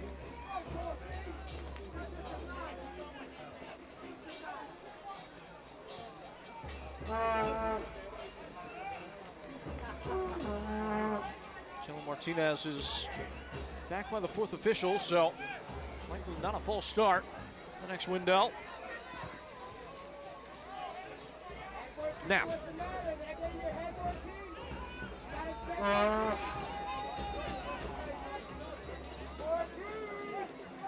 Brent Coleman.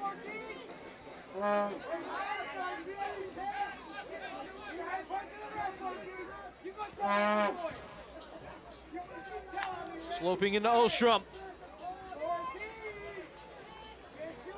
Not clear yet. Heckenberg, work to do, and he does. Unable to escape Charlie Ostrom. Hooked away, Carson Henderlong providing a backboard. And provided with too much contact by Brent Coleman. They've interfered with the restart. That's supposed to be an automatic yellow card. That won't come. Everyone at FC Naples wants to send a special thanks to Physicians Regional for their incredible support this season as a title partner. They've kept our players at their very best, both on and off the pitch. Again, very big thank you to Physicians Regional in this inaugural campaign. It's Stefano Pino that comes off. So we will see who goes up top to tip the spear for Vincenzo Candela. I have to guess the most suitable candidate would be Sergio Ors Navarro. Played in every position in that front line this year.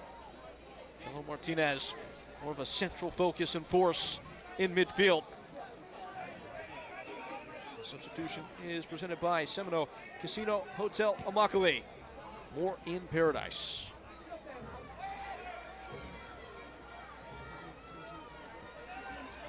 Setting up shop on the business end. FC Naples. Less than 10 minutes now. One bounce of the ball. Could write history and end seasons.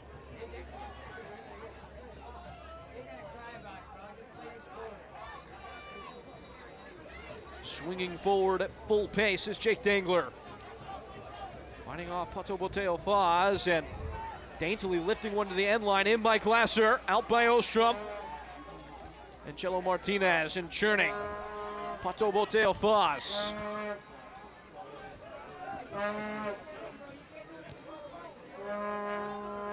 Well-formed piece of build-up.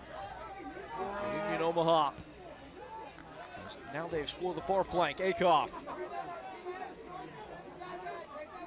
Neither team have really used the bench too much. If it does get to extra time, that will be a factor. This could be a chance emerging, though, for FC Naples with the interception at Heckenberg. Onin.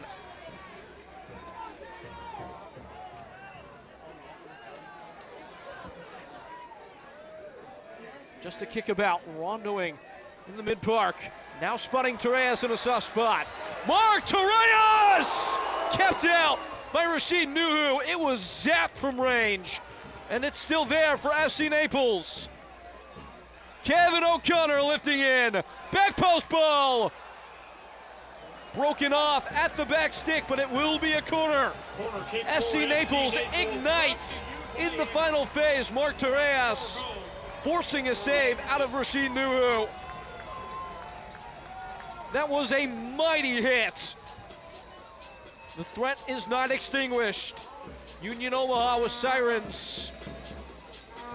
Heckenberg with a corner.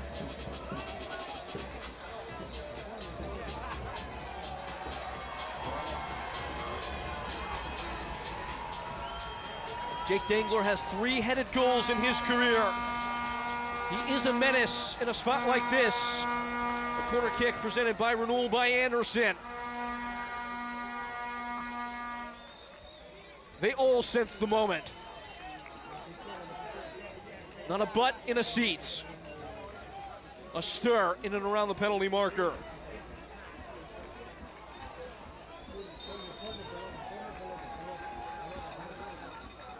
Within swing. Holding firm, Union Omaha. It was never going to be that simple. There was a foul in the mix. Almost all set-piece service has come to the near post today. You see where the contact comes. Owusu interfered with.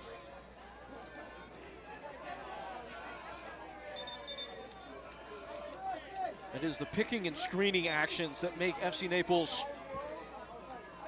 so dangerous in those dead balls.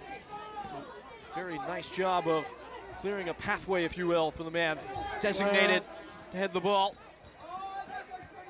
Schneider on. And onward still, Pato Boteo Faz lifting a leg to it. Prosper Kasim, he's got options. One of them's Akoff.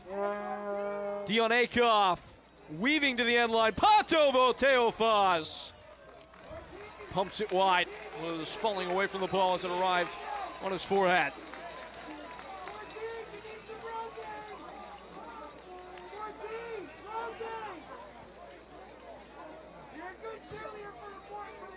Such a keen eye for when to pop up in the penalty area. He's averaged about 4.3 box touches per 90 minutes since his arrival.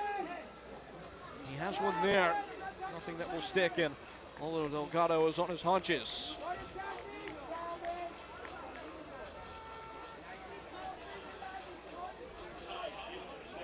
He's pushed through injury all year.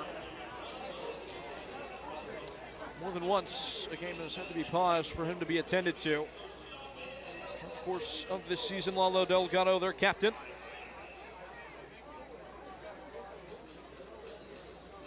Set the league record for clean sheets in a season in 2023 at the time with 13. He's been instrumental. He's added 8 more this year for SC Naples. He's kept one to this point in their first ever playoff game.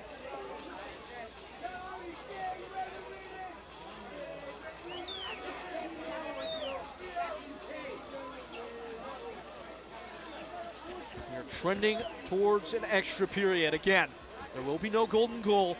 2 15-minute periods of play to suss out a winner. If there is no resolution at that point, we will go to penalties. Full mistress that they are. Somebody will not be playing beyond tonight. FC Naples, Union Omaha, as fiercely and hotly contested as you would expect out of a 4-5 matchup. They traded places on the final day. Union Omaha could have been hosting this game. Falling late, a draw against Spokane undid any hopes of that. Unbeaten in 12 consecutive games, entering this one here. FC Naples kind of fell backwards into the playoffs. One of their worst downticks in form, actually, ahead of decision day. But in the end, they would become first ever expansion club to host a first round playoff game in the USL League One. They've offered very little hospitality to Union Omaha, who found it difficult to really get any kind of footing in the final phase. All the best chances in this half have come the way of the Floridians. 3 shots on target, all told for them. 2 of them in this half. Union Omaha, by my count, have only had 1 or 2 shots in the frame altogether. None of them landing on the target of Lalo Delgado, who is back up and looks fine to continue, by the way. A glancing header from Carson Henderlong onto its own end. With gusto, he glid into the tackle. And he's won a throw.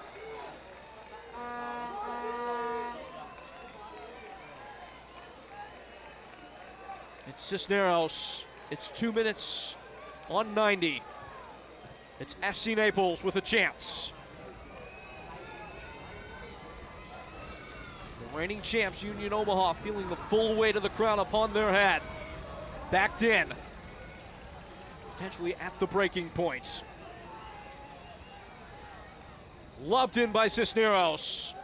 Headed across frame, Handerlong gets a look. Nuhu's held up. And clearing the danger are Los Bujos. Served in from long range by Glasser. The knock-on from Dangler. Nobody there to cause any incident. But a listless touch from Akoff.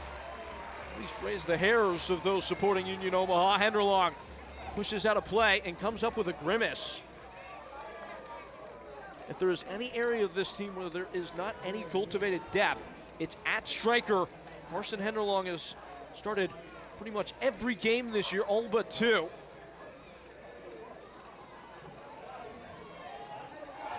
Racing away, Pato Boteo Faz, but apparently has crossed the speed limit, taking Heckenberg down. We are into the 90th minute, waiting for the board. The tarot cards, that will determine the fate of a game that has given very little.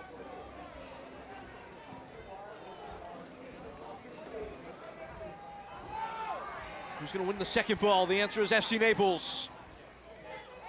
Down by Torres. Twisting infield for Onen. There's a risky pass to play, and it gets away from Onen. Is there a counter brewing? Prosper Kassim will get no chance to answer that question. 4 minutes. Stoppage time. Presented by Tide Cleaners. A game that has gone without a single stain. That being said, no side has stitched their name on it either. It's been fast, free-flowing, and relatively clean. Lifting the pen potentially for the signature. Those men in dark shaded blue of FC Naples. They press out on the attack again. Onen is spotted. It's a heavy touch that escapes him. Feathered back. Regained by Torres, and was for a moment on the wide side. A jousting header down towards Handerlong. Owusu is bundled through, and the referee left with no place to go but to call the foul. Handerlong is on the yellow card. Wasn't really much thought of providing a second for the referee. Christian Campo Hernandez done a good job tonight. Center official. Team's playing at full bore, but never has it felt like it might boil over or even come close to that point. Plenty of tension, but not tumults. Of course, that assessment disagreed with by those supporting the home side.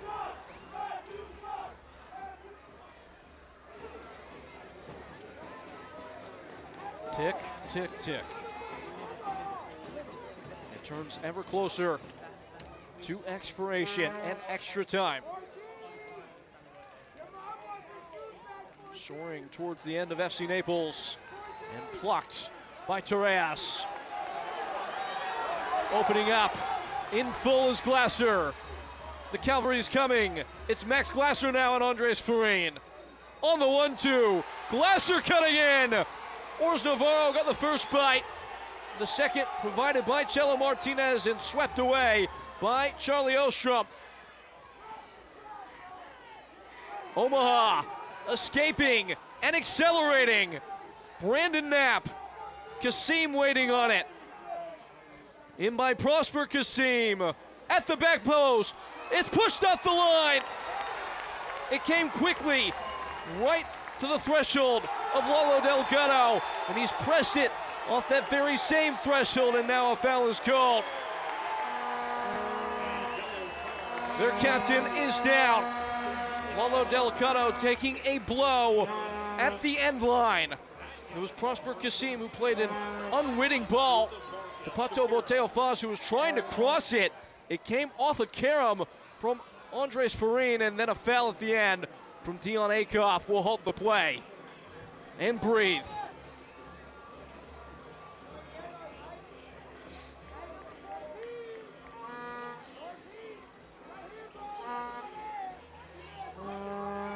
Sweat slicking the face of all involved.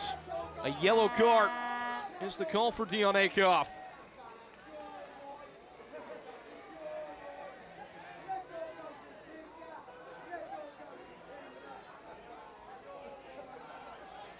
This could be the final sequence of the contest.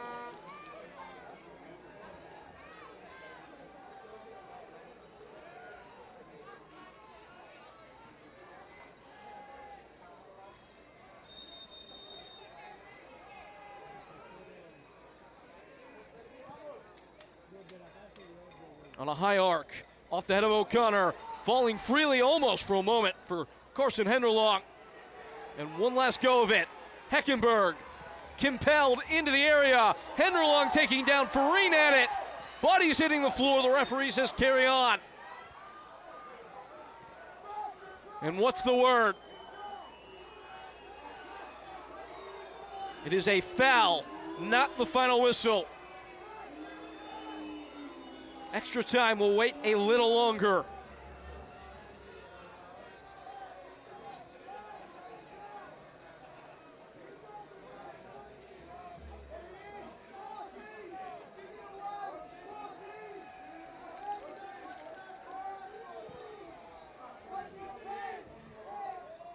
On a high trend, Jello Martinez might have something here. Digs the ball out.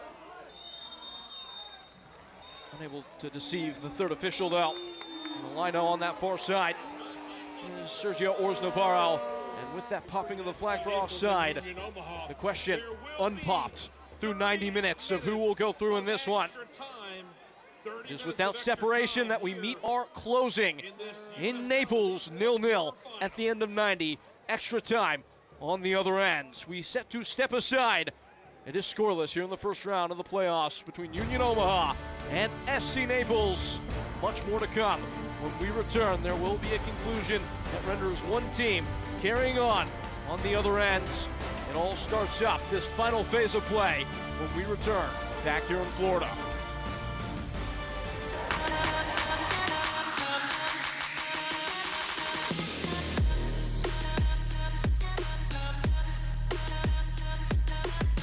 Pitches this over the top from the end line. A blast rustles the twine. Jaden Oden.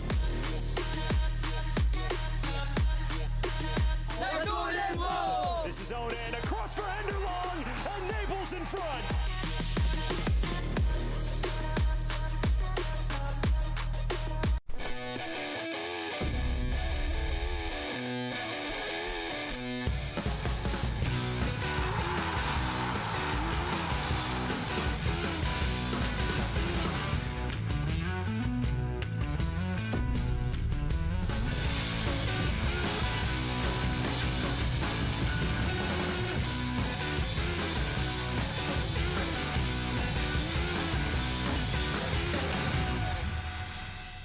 Here on Florida's Paradise Coast, you can play your way. Whether you prefer an action-packed court, a leisurely round of golf, or the thrill of watching a professional soccer match, your only challenge is finding a way to do it all. So visit a luxurious playground that scores big for everything from its award-winning beaches to its incredible restaurants. Because when you want a vacation where all is perfect, only Paradise will do.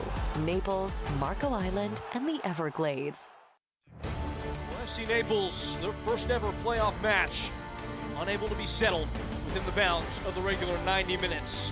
Union Omaha, the sitting champs, and SC Naples still locked up and bound for extra time. Well, there is confirmation of at least one team having already punched their ticket, their playoff advancement. It is Portland Hearts of Pine taking down Chattanooga Red Wolves on the road. Both those teams big stories in the division in their respective rights. Chattanooga, what a turnaround, nothing to be ashamed of for Scott McKenzie, but Portland, just that persistence of the program.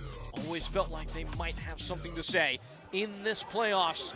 They finish as the 7th seed, but they move on to the next round. Union Omaha hoping to do exactly as Portland have done, follow in their footsteps, and be the road cat amongst the Pigeons, put themselves into the next avenue of play in these USL League One playoffs. Well, it wasn't quiet, but it is scoreless Still waiting on that point of determination. It's been a thrill. Of course, Peyton Keller here, as have been all year long. The game unsettled after 90 minutes. As one might expect, it's been a knockdown, drag-out defensive effort from both teams. Those fans drumming on as if they know no better. Freely behind their side and providing full force as we set off towards uncharted territory.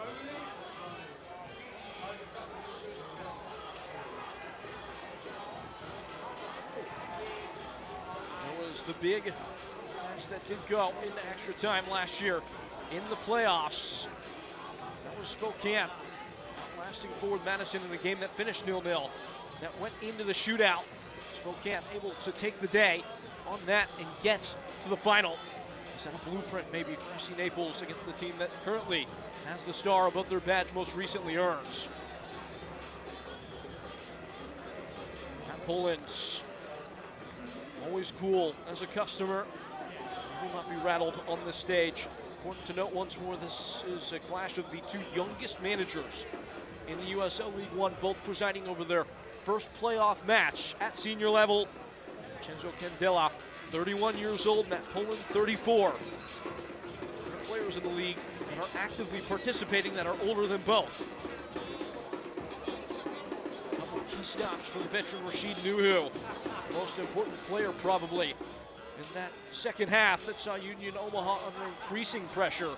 Can FC Naples continue that in this first half of extra time?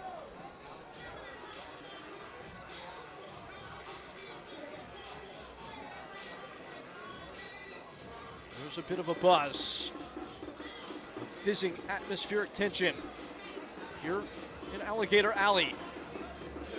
FC Naples, Union Omaha, the first round of the USL League One playoffs, pushing on into the deep nights.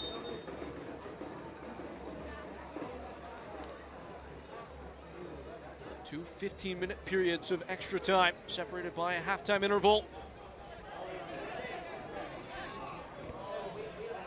A gritty evening in the citrus state of Florida.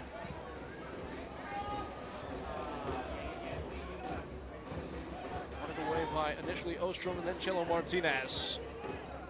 Locking on to the second ball was Mateo Faz, but far than piercing pass.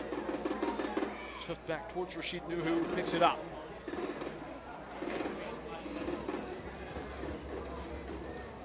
Possession ended up about 50-50 in the second frame after Naples jumped out to the early lead in that department. But if you do observe the teachings of expected goals, they have the large edge there on the home side. And they scream out into the attacking half now. Kevin O'Connor can't give full purchase. Andres Farine is just a step behind the ricochet.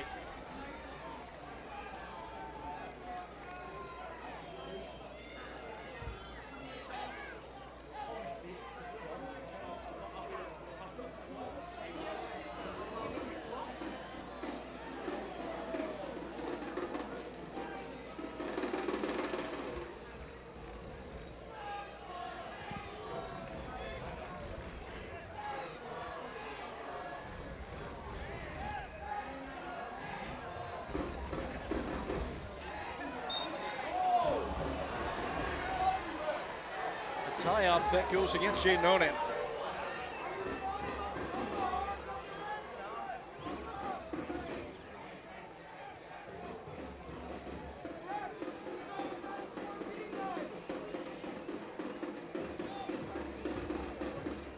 Nuhu.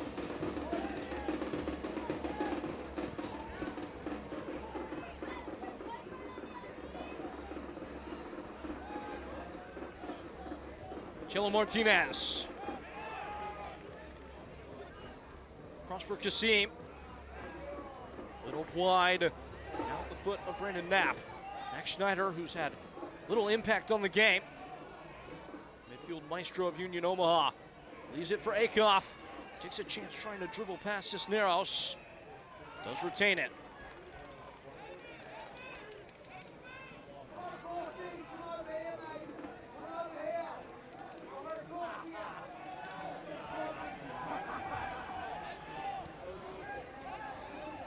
Pato Boteo Faz connecting the dots. Prosper Kasim pelts it high.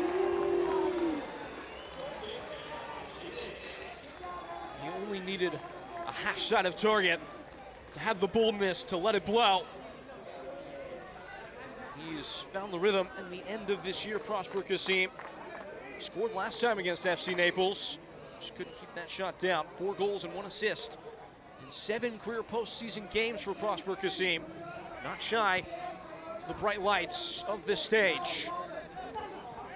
Foul against Max Schneider.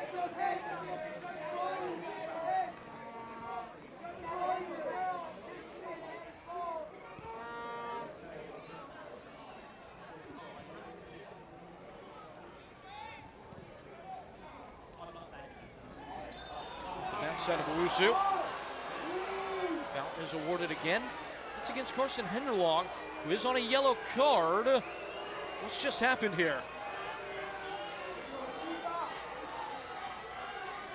Justice Stern talking to. He must be leery of persistent infringement. That is when a total amount of fouls accumulates to a yellow card. A discretionary ruling. There's no hard and set ceiling for that for the referee. And now they're arguing again.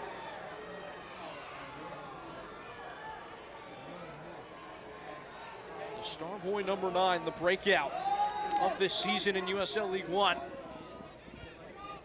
He's gone straight through the back of Max Schneider.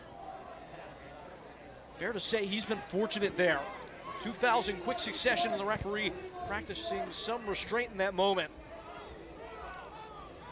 Uprooted by Jake Dangler.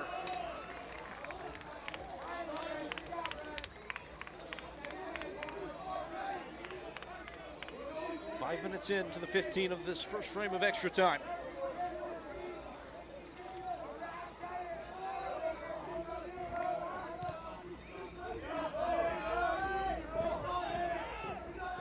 Down by Knapp, who wedges into the final third. Brandon Knapp bringing it forward and leaving it for Chelo Martinez. Top of the box now, Max Schneider.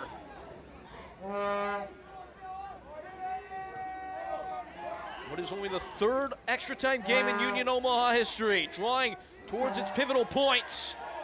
An undercutting of Sergio Ors Navarro, and the foul is assessed against Sergio Ors Navarro for the illicit contact he put in, trying to obtain the ball from Jaden Onan.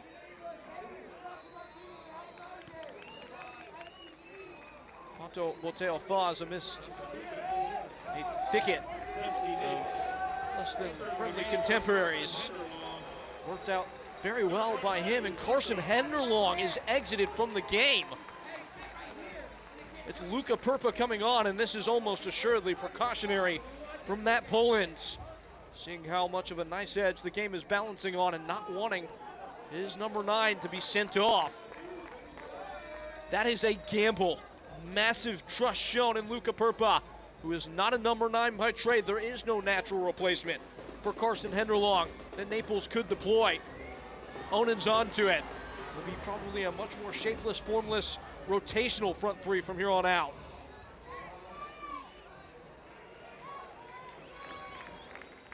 Naples have experienced a penalty shootout in the U.S. Open Cup. They have one of the best ever penalty stoppers in the league's history in Lalo Delgado. Earlier mention of his heroics in the Jägermeister Cup a year ago, lifting silverware for Northern Colorado Hailstorm. A couple crucial penalty saves in the final of that against forward Madison. Not there yet, though. Chelo Martinez with something to say. Scribbling infield for Max Schneider. Now Charlie Ostrom. Martinez meeting the moment again. Just trying to daintily lift one towards Pato Boteo Faz, and it's cued out of touch.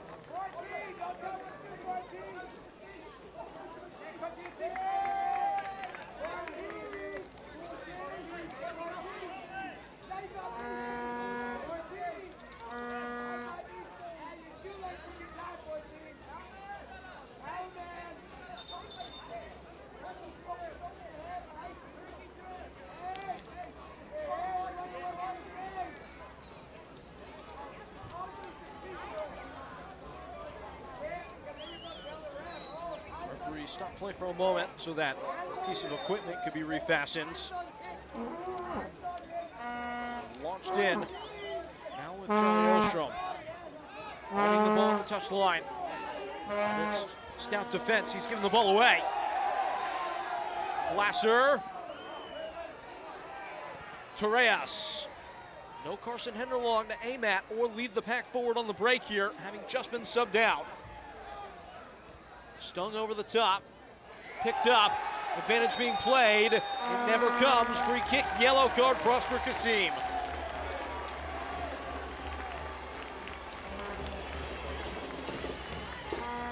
Not much cause for question in the severity of the tackle. Certain yellow card for stopping an impending attack. Biting at the ankles of, like, Heckenberg. Do they go for goal? It is in the central space. Enough time to get it up and down over the wall. Just about 25 yards or so, you might say, from target. Would be difficult to hit it with enough pace to get it by Rashid Nuhu, who has been sturdy today.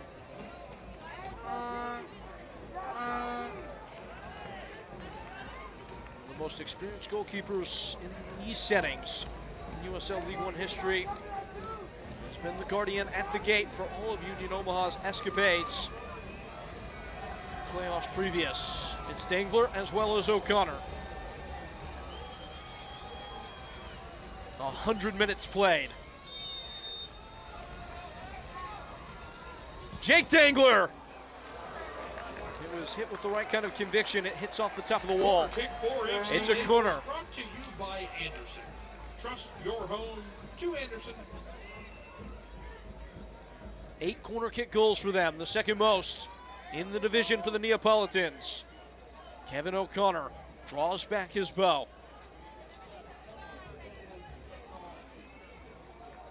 In by O'Connor. Over Nuhu! It needed to be dealt with, and it was. And it will be another corner kick, this time from the opposite flag. That was a whisker away. Coleman needed to get there. It looked like a long shadow was hovering over the doorstep, provided by Jake Dangler with the height advantage over his marker. This was a point of emphasis in the preparation for this game for Union Omaha, allowing those zonal markers to have enough clearance to go and meet the ball and hit it hard and head it away. It's a mile high. Dangler's waiting on it. Redirects.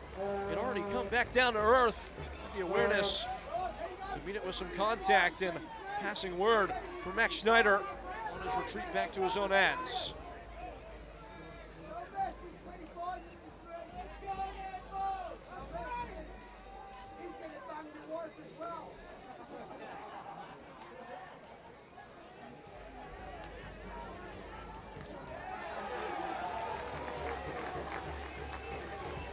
Aging agent, that is the anxiety. Moments like these on a young coach, such as we have in each technical area.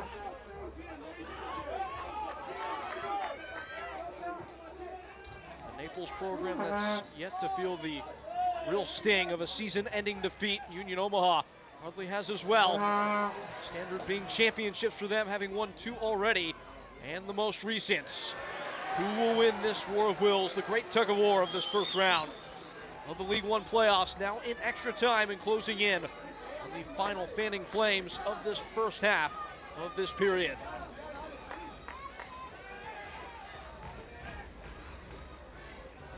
Breck Evans needs to make up his mind.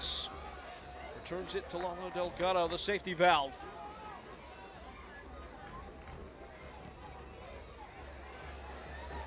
Looping in at the end line, or I should say the touch line. It's flicked away. Trying to make something stick. On the other end, Union Omaha chasing forward. Sergio Ors Navarro gives it a whack. Easy enough. Lalo Delgado will take catching practice like that all day long. Even still, it's the first shot on target since the end of the first half for Union Omaha. That one passing blow the end of the first half of play, or I should say, second half of play. There's now a man down. Looks like Max Schneider. This would be massive as he's grabbing at his lower extremities.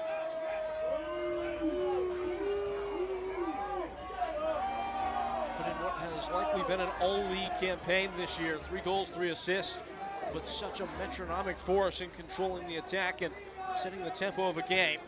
It does look fit to carry on.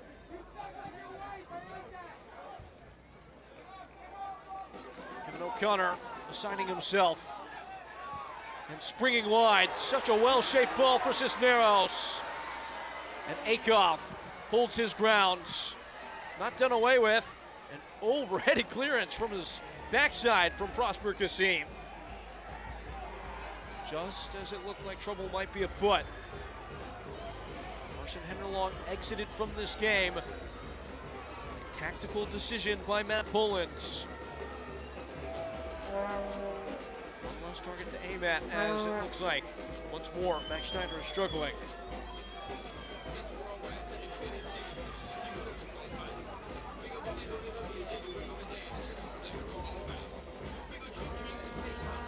It's a tense moment.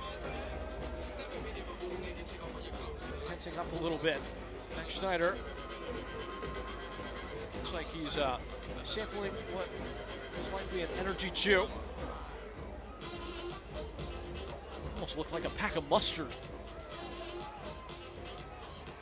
Hey, there's sodium in that. Seen everything from pickle juice to magical spray. Whatever it takes to soldier on and get across that finish line first.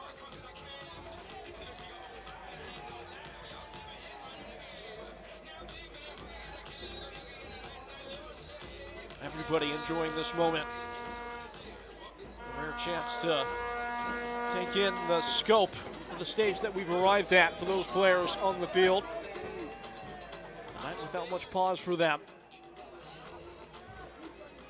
Moving from touch to touch as Schneider is back on his own 2 feet.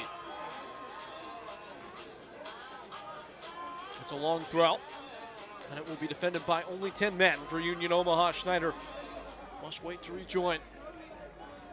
The extra time clock has been stopped at 15 minutes. 2 minutes of stoppage time here in the first half of extra time. Schneider standing in the way of Cisneros, who now has a clear path.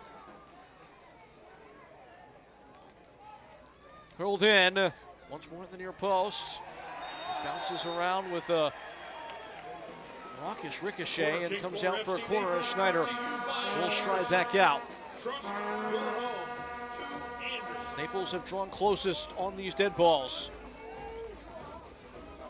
A corner presented by Renewal by Anderson. Trust your home to Anderson.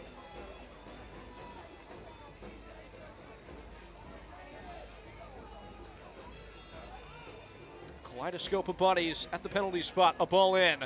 Well aimed! Hits the post and stays out! The second effort is blocked on the way through. Rashid Nuhu has kept it inches from disaster, but held his nerve.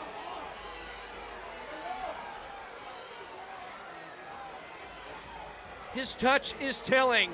Away by Lalo Delgado. Another close call for Union Omaha.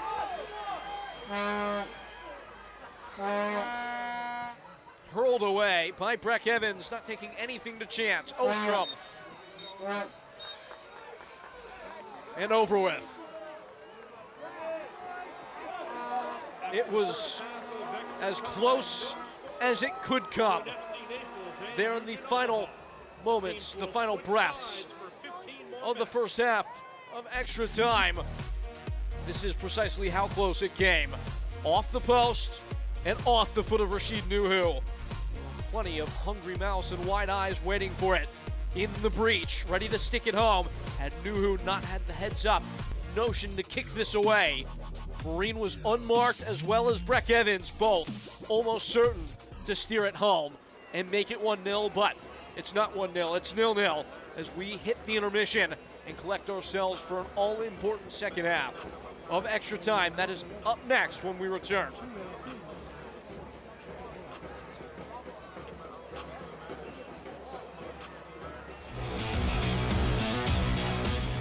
This week on USL All Access, we cover all the madness that was Decision Day around the USL Championship. Now that we know the bracket, we take a look at the upcoming quarterfinal matches Saturday and Sunday around the championship. Plus, we get a chance to sit down with two legends of rowdy lore, Leo Fernandez and Forrest Lasso, hanging up their boots for the last time.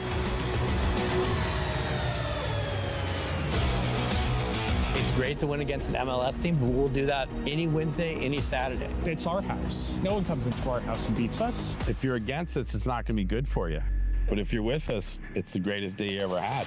The Kings of Chaos strike again. They create such a loud environment, flags waving, chants. When the team plays, it's like we're going to the battle with them.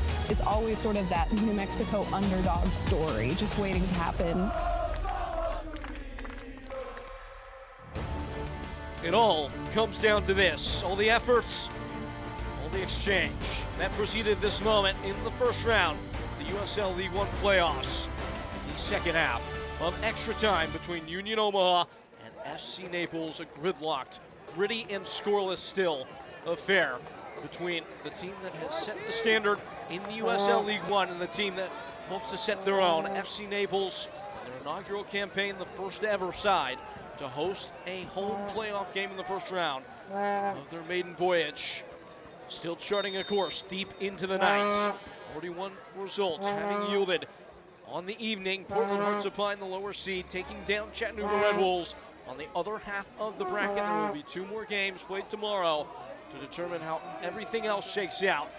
We're glad to have you along for what's been a wild ride here in the state of Florida. FC Naples have been running the game over the last, let's say, 60 minutes, including the first half of extra time and the second half of regular play. And camping now is Prosper Kasim in the final third. Once more, Peyton Geller here to bring you what is and whatever is to come. That's what is left. Dion Akoff dices away and is dragged down.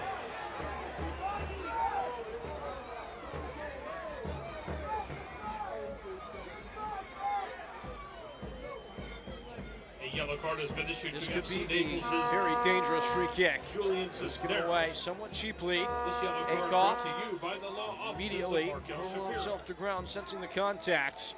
Could have probably chased that down and poked it in towards goal, but Cisneros goes in the book, and it will be a free kick for Union Omaha. Cello Martinez, a lesser creative role this year, but 51 chances created a year ago. The most for Northern Colorado. It won't be him taking this. It will be Charlie Ostrom.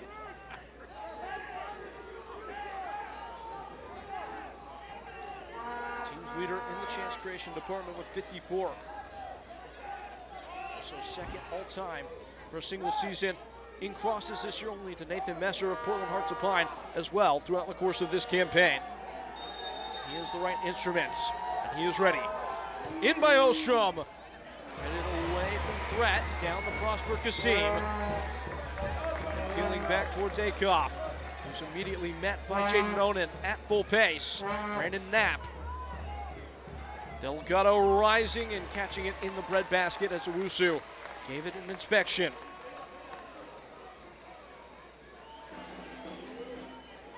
One of these teams has got just a little bit more than 10 minutes left in their season.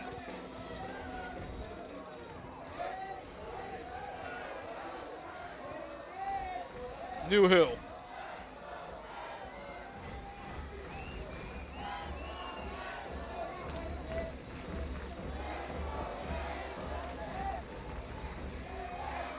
Union Omaha twice previous have made it to extra time. They've never won in the duration of that period.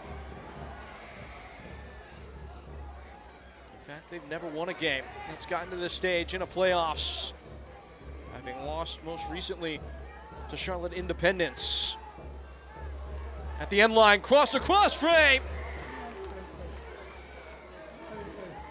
Smoothly away by Torres. Ostrom onto it. It takes a bounce. And now is beaten back by Luca Purpa.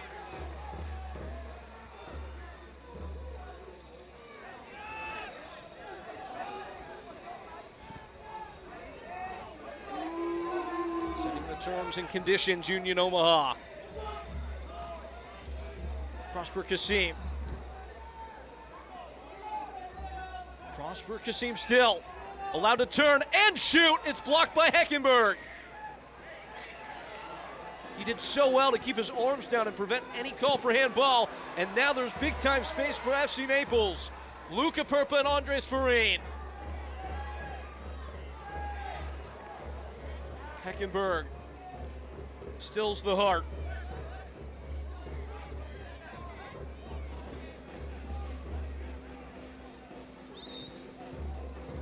A collecting of the nerve, and a calibration of all remaining energy for FC Naples. It's a throw-in.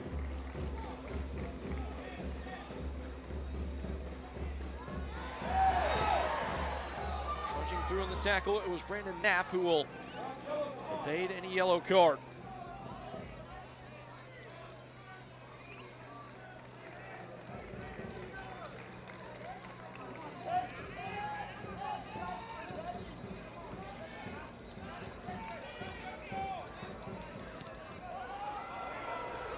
Delgado a little bit out of sorts, trying to arrive at the ball ahead of the end line. Hangs it high, and Union Omaha only put the initial header to it before returning it right back to Dangler, who dodges in a ball in behind. Onan, it cuts across his face. It's still there in the night sky. O'Connor lifts it by Akoff. Bodies in the box. Attacking it, it gets away from Nuhu's interfered with. And the foul call is given. A massive sigh from firstly Rashid Nuhu and secondly everybody who loves the club, Union Omaha. The whistle was not immediate, but the call was absolutely certain. It was stuck home by Julian Cisneros for good measure. It was Onan who provided the contact. He rose for the ball, but prevented the goalkeeper, Rashid Nuhu, from making a clean play. Been a couple times where that foul call has not fallen the way of Rashid Nuhu tonight. Knapp. Speeding away into the final third, Ostrom. Charlie Ostrom cutting high. Kasim saved again by Lolo Delgado. Oh, it's a stunner of a stop. Lightning reaction from Lolo Delgado. Corner kick for Union Omaha. It was such a well-crafted ball that just levitated off the foot of Ostrom. A winding hit for Prosper Kasim, who queued up at full force, recoiled, and absolutely raked one at Lolo Delgado. But he parries away and presses the issue on past the 112th. It's a corner kick for Union Omaha.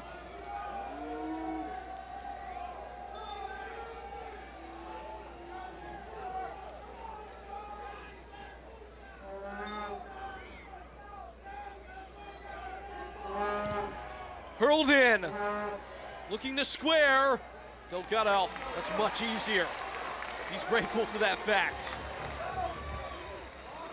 The goalkeepers, the main attraction on a night where nothing's been given. Huge saves coming from each end. Rashid Nuhu and Lolo Delgado, two of the old warhorses of the division. Trudging on, it's Onan.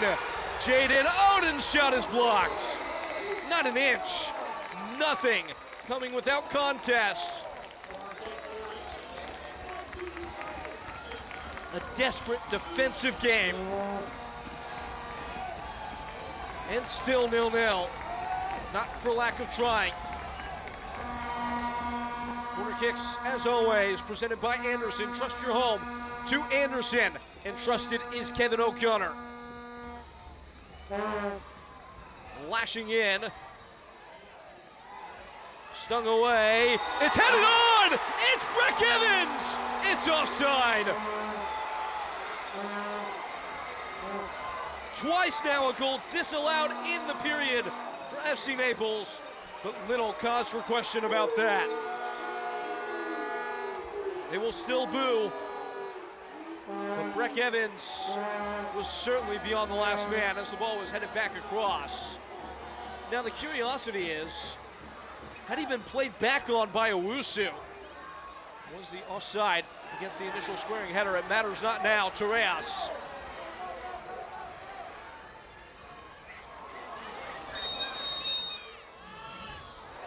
Another offside. Or maybe it's because of a man down for Union Omaha.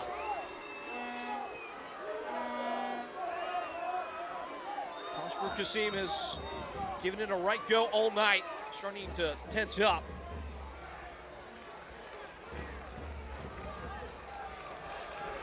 Scored the first goal in Birmingham Legion history. He scored plenty more after that, becoming their all-time leader in appearances and goals as well. But his day may just be done. Mark Bronick, Lawrence Wooten. Those two, the entrants at the disposal of Vincenzo Candela, the choice arrows pulled from the quiver. Bronick scored 6 goals. A year full of teenage kicks for him, entering the campaign at 17 years old.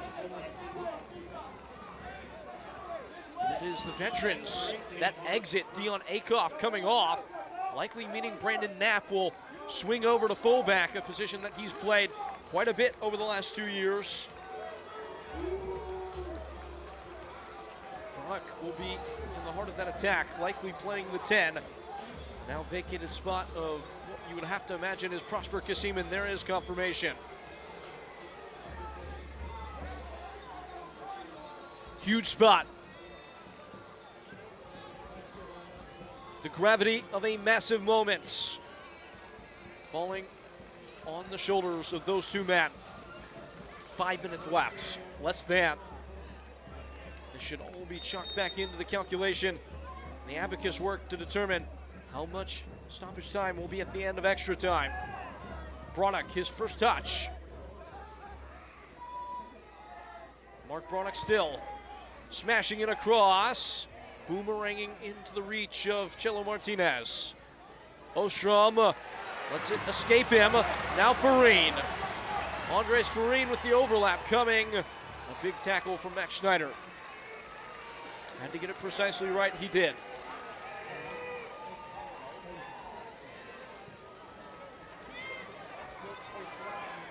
Rolled downfield by Heckenberg.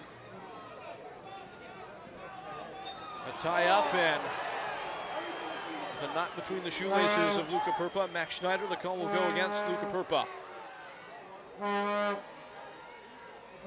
Should be noted, Luca Purpa has scored in 2 of the 3 career playoff games he's featured in.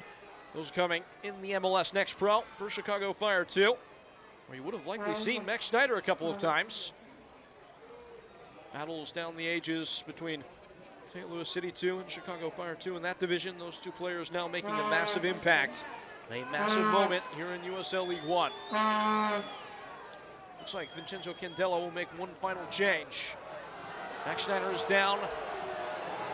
He may not be able to continue. It would be Ryan Jiba that replaces him.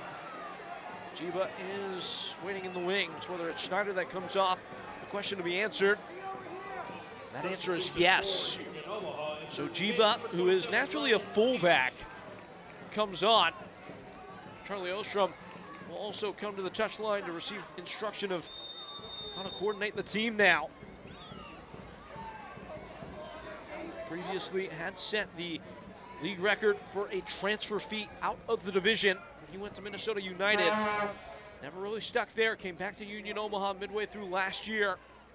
Has largely been a substitute this season as he comes on for what is his 17th appearance. And for Sergio Ors Navarro with options. Making sure none of them are accessed is Breck Evans. Corner kick for Union Omaha, brought to you by Anderson. 2 minutes left. To Anderson. A corner for Los Bujos, who have left it late. Is their drama.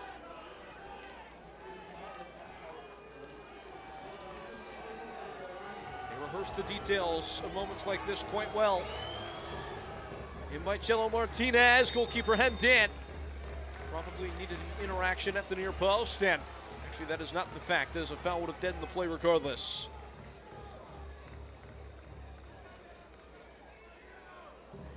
Counting up all the chips to determine how much time will be left beyond the next 60 seconds. Penalties starting to feel foredrawn.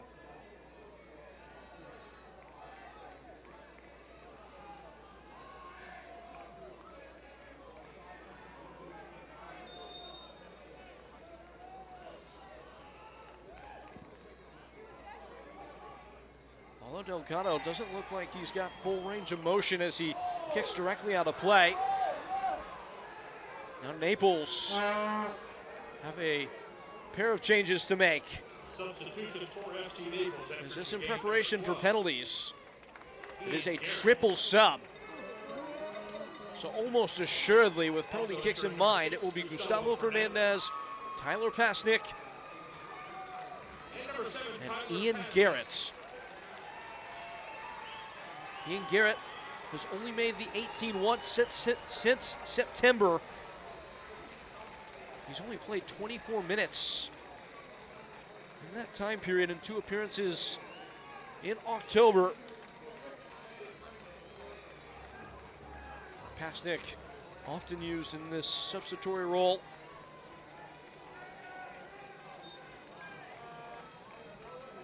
He comes on for what will be his 19th substitution appearance in this campaign for FC Naples. Still waiting on the board.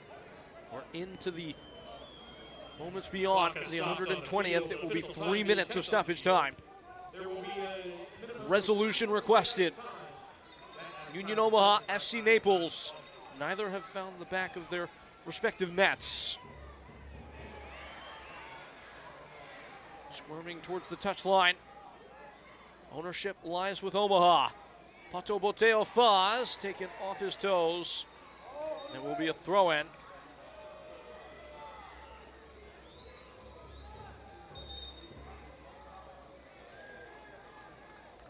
(121st minute).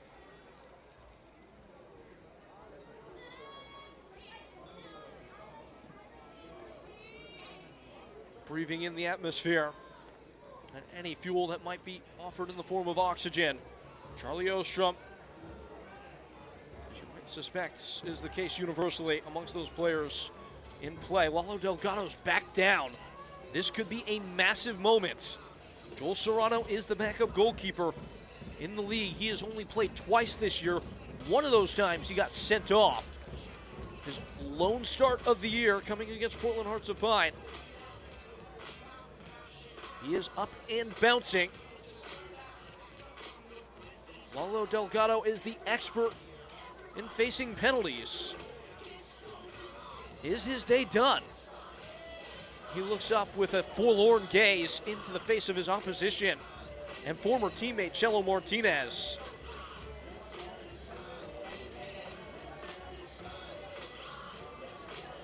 The plot thickens immensely. Puerto Rican goalkeeper Joel Serrano is called upon. Lalo Delgado, this is almost assuredly nothing tactical. He cannot continue in good faith.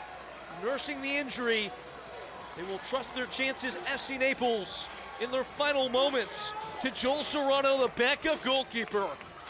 High theater in the USL League One. The captain comes off.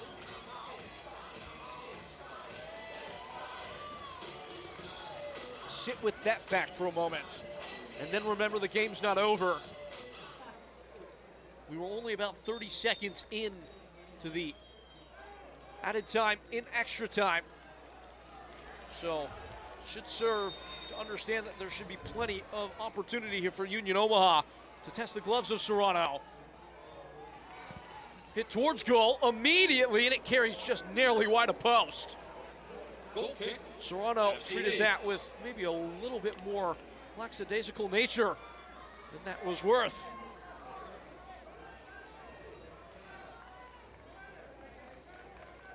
Only his 3rd league appearance. He will not take the goal kick. He had been up and warming up behind the goalkeeper for some time. Really getting stretched. Jaden Oden will have at least something to look at. All the way back to Rashid Nuhu, who initially loses it. It was a bit of a car crash as Jiba came stumbling into him, and Rashid Nuhu's now down. Well, Cole Jensen is plenty seasoned as the reservist goalkeeper if the deputy is called upon. What is going on here? Full pace. Jiba just goes flying straight into him. Nuhu is down and nursing. He has been privy to every playoff moment for Union Omaha. Can he continue now? We just saw Lalo Delgado come off. And regardless of substitution limit, because this is a potential head injury, there would be an extra substitute made available to Union Omaha. So that is not an issue here. The only question that matters now is, can Rashid Nuhu muster enough to keep on? They are pouring down applause. He has been sterling tonight, Rashid Nuhu. Both goalkeepers have. Will it be their understudies, though, now that determine the night in what seems like an all but certain penalty shootout? A playoff tie unlike any that have preceded it in USL League One. That much can be said with strong certainty.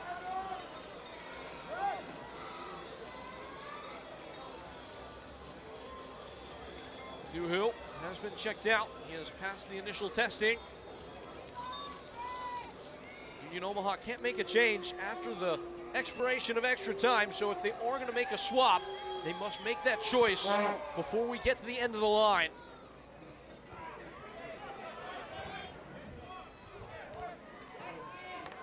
Who knows now how much time will be played beyond this? It was only supposed to be 3 minutes of added time. Bronick. Belted away by Breck Evans. It stayed on. Jiba back, Owusu forward. There are numbers around the area off the chest of Sergio Ors Navarro and off the head of Dangler. Now Lawrence Wooten. Leashing it is Bronick. It pinballs about, off the carom, hopping in. It's Wooten and now Bronick again. Still we go. The referee hasn't even looked at his watch. Now he does, reaches for the whistle, and propels us on to penalties. 120 relentless minutes and many more beyond that. The sides always fated to find themselves face to face, 12 yards out. Lalo Delgado out of the game, the starting goalkeeper.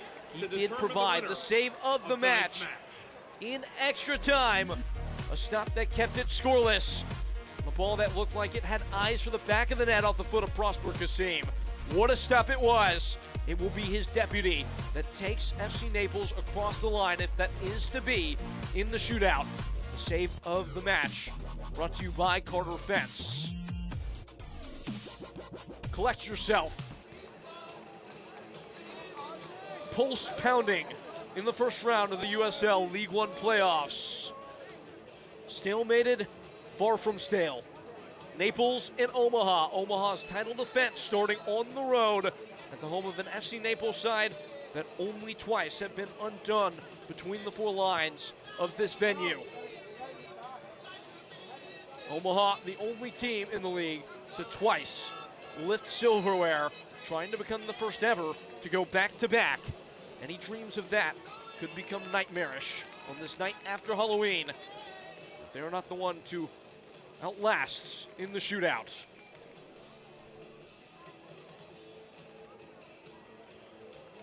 What a game.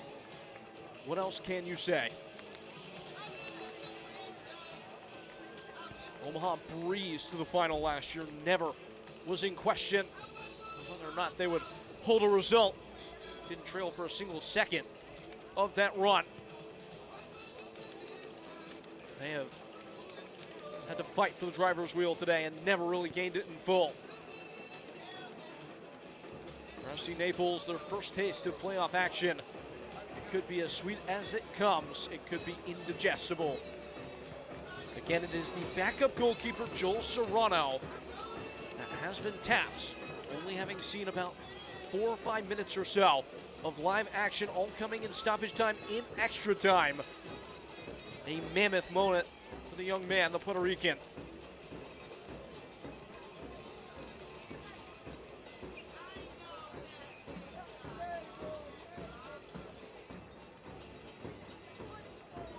Steaming towards a collision course. Neither side was better than the other in any kind of measurable margin to deserve winning the game today. It is only right that it's decided by this more than coin flip, but certainly a twist of fate. Little is left to luck in a penalty shootout. It is a skill well rehearsed by both these teams. But it is anybody's guess as to who might prevail whenever the dust does settle on the end of whatever is to come.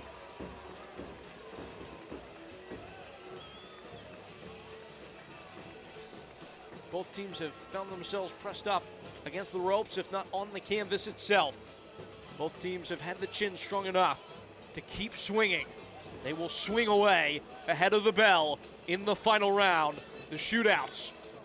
We will see which end the shootout takes place into.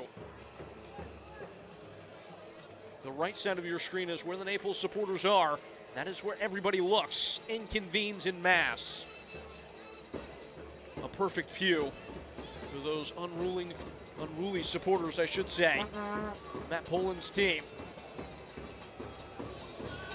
Amidst the smoke. Looking into the fangs of the opposition Union Omaha. Staring their fate in the face. Well then. It will be Luca Perpa first.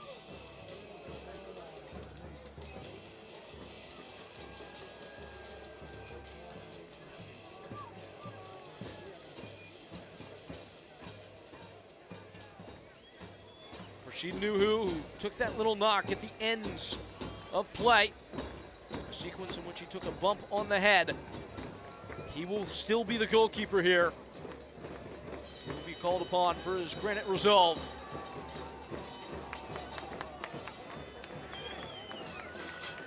Los Brujos' wisest old owl, the goalkeeper, Rashid Nuhu, who's kept a clean sheet to this point. It will be added to the ledger as such.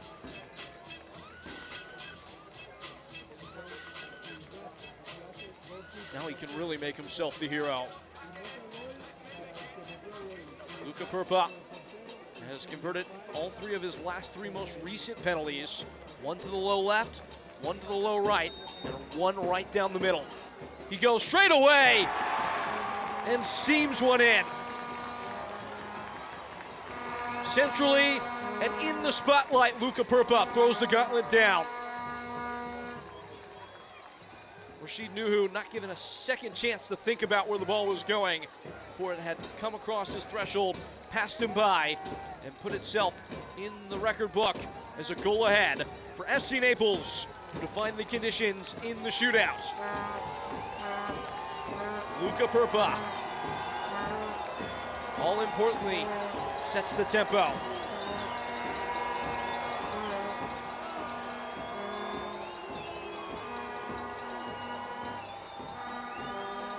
Joel Serrano faces the moment. Sergio Ors Navarro set to take. The rookie from West Virginia. Sergio Ors Navarro with a steady stride and a stiff hit. Relief from Union Omaha, 1-1. Sergio Ors Navarro strongly stowed away. Union Omaha have lost their only other penalty shootout in USL League One history at the hands of Charlotte Independence. The year previous to last. There are plenty of players that were on the field that day that still remain, with Union Omaha one of them.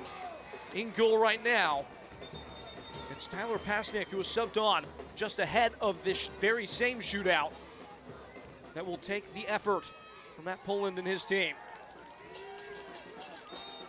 Pasnick has converted his only other 2 penalties as a pro, and he will not convert here. Rashid Nuhu rises and rails away the efforts. He gave a feint to the left and furiously pounced out to the right. It was always going to be him. A legend with potentially a legendary moment. And Naples find themselves trailing.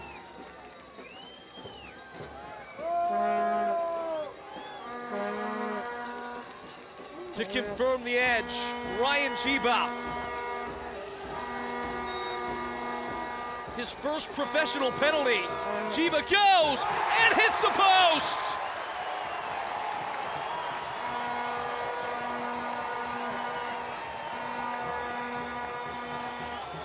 Wow! It's a skipping effort that strikes the woodwork. Joel Serrano guessed the right way, was not required to make a stop. Even again, of course. So now it's Jake Dangler against Rashid Nuhu. Dangler darted home. Devastating cool. 2-1 Naples. They needed him. He delivered. The sturdy Centurion at the back as his side hit the front.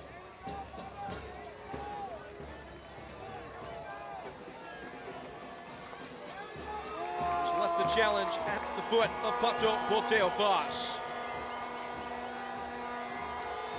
Joel Serrano could ignite the place with a save.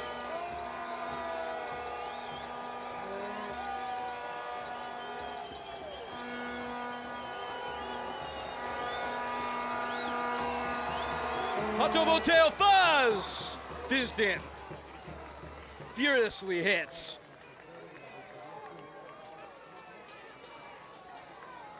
Compelled to equalize, and he did.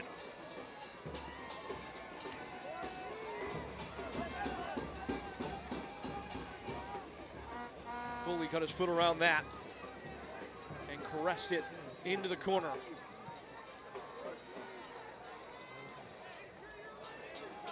Kevin O'Connor, the moment resides with him. Was out of the professional game a year ago.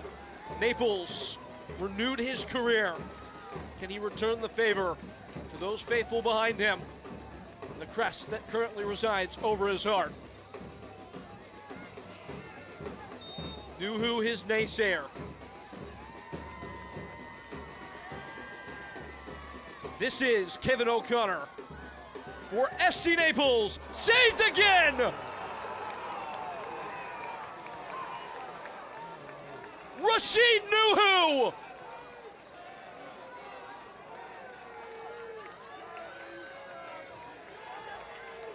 Basking in the glow of what could be a determinate moment. He kicks it away. The night that has been one of his very best in a catalog chock full of them. A save that sets Omaha in the ascendancy. Charlie Ostrom, if he converts, would have Union Omaha one kick away.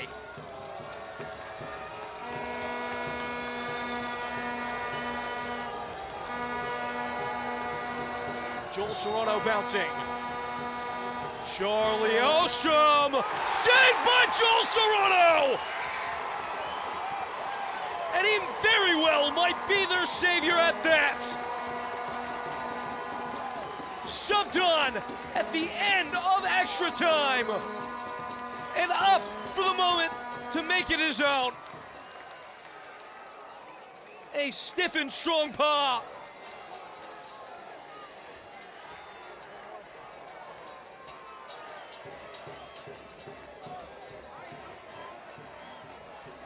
Beyond a fairy tale for FC Naples. And their deputy goalkeeper, a moment he will not ever forget. Although the memory is accompanied by agony and great joy, that is undetermined still. Still 2-2. A make, a miss, a make, a miss for both teams. Jaden Onen. Nuhu has saved 2. Jaden Onen strokes it home. The pressure falls on the wings of Los Bujos.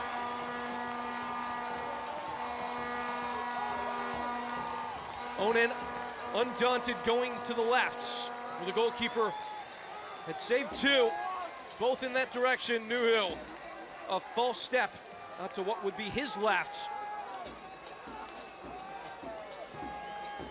And Omaha forced to score. Cello Martinez. Fate awaits.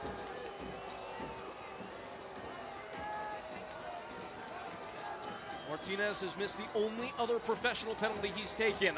It was saved on that day in that occasion.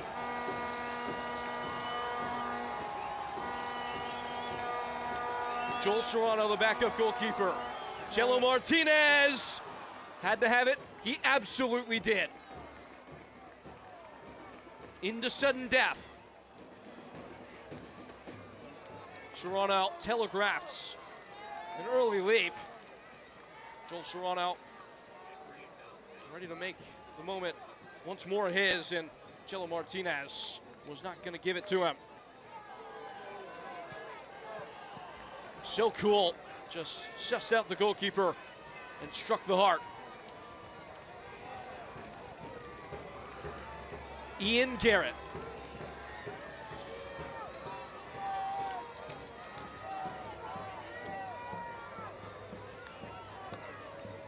Only 24 minutes for him over the last 2 months.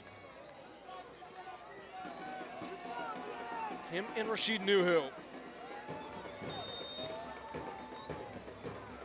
Garrett guides it home. You could see the weight just lift off his shoulders once he knew the goalkeeper was going the wrong way.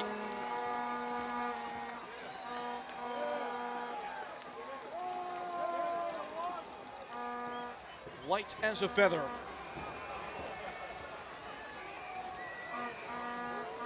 Omaha have to return it. And it's the teenager Mark Bronick.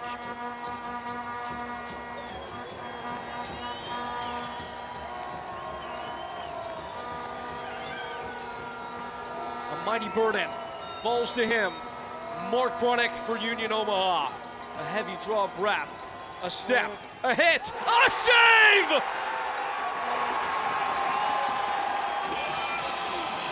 Joel Serrano, a name you will never forget. A night you will never forget. Naples will never forget their first. They have pulled the slingshot back and aimed for the forehead of the ones that wear the crown. And they have taken it in full. FC Naples, the champions, turned over their first playoff win. It comes amidst the highest of drama. And a goalkeeper, a young player, Joel Serrano, with a moment that will be illuminated through his memory for every moment that he draws breath.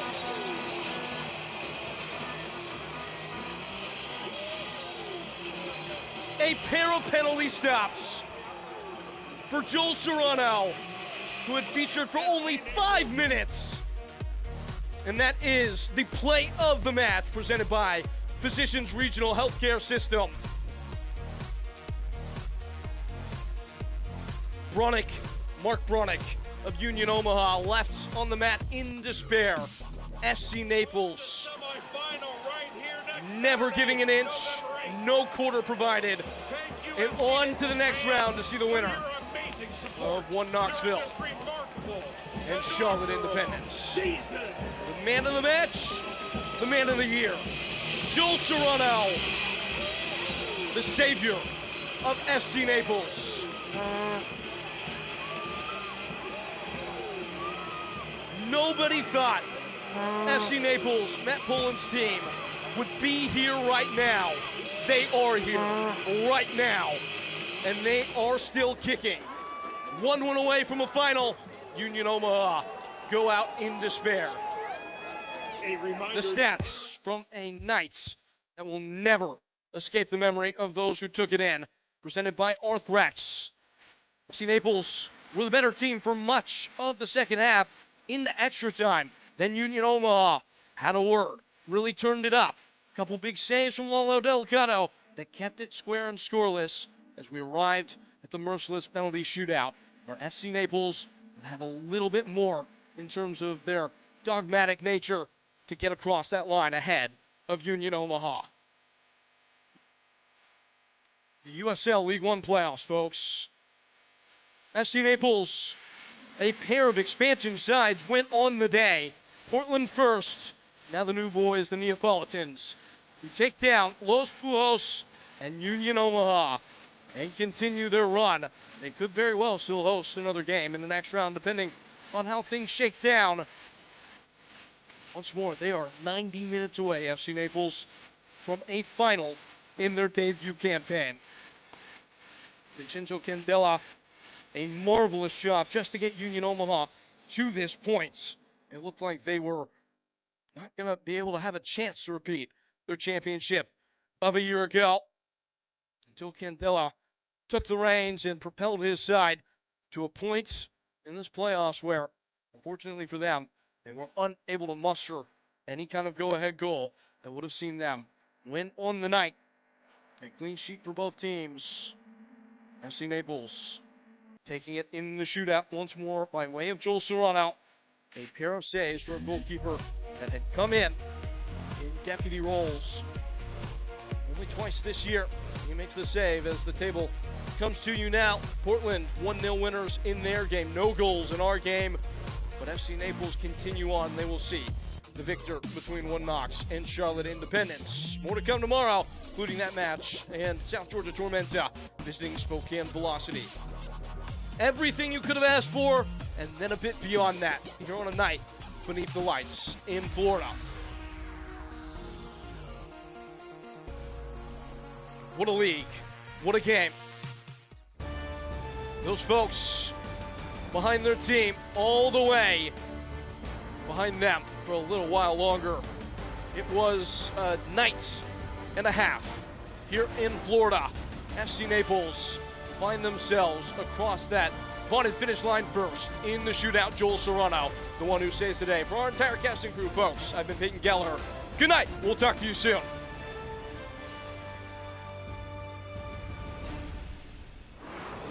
This copyrighted telecast of the United Soccer League cannot be retransmitted, rebroadcast, or reproduced without the express written consent of the United Soccer League.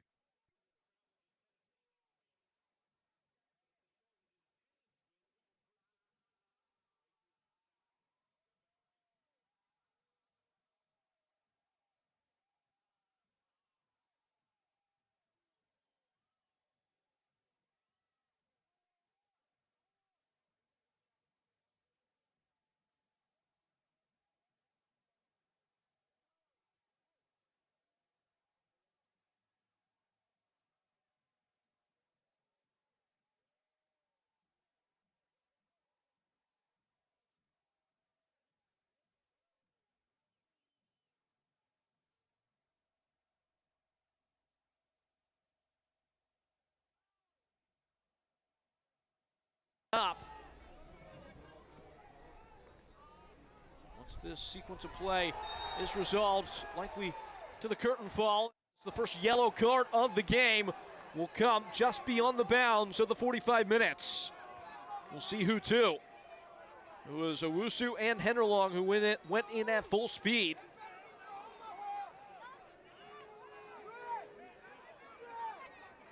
Owusu going to ground immediately.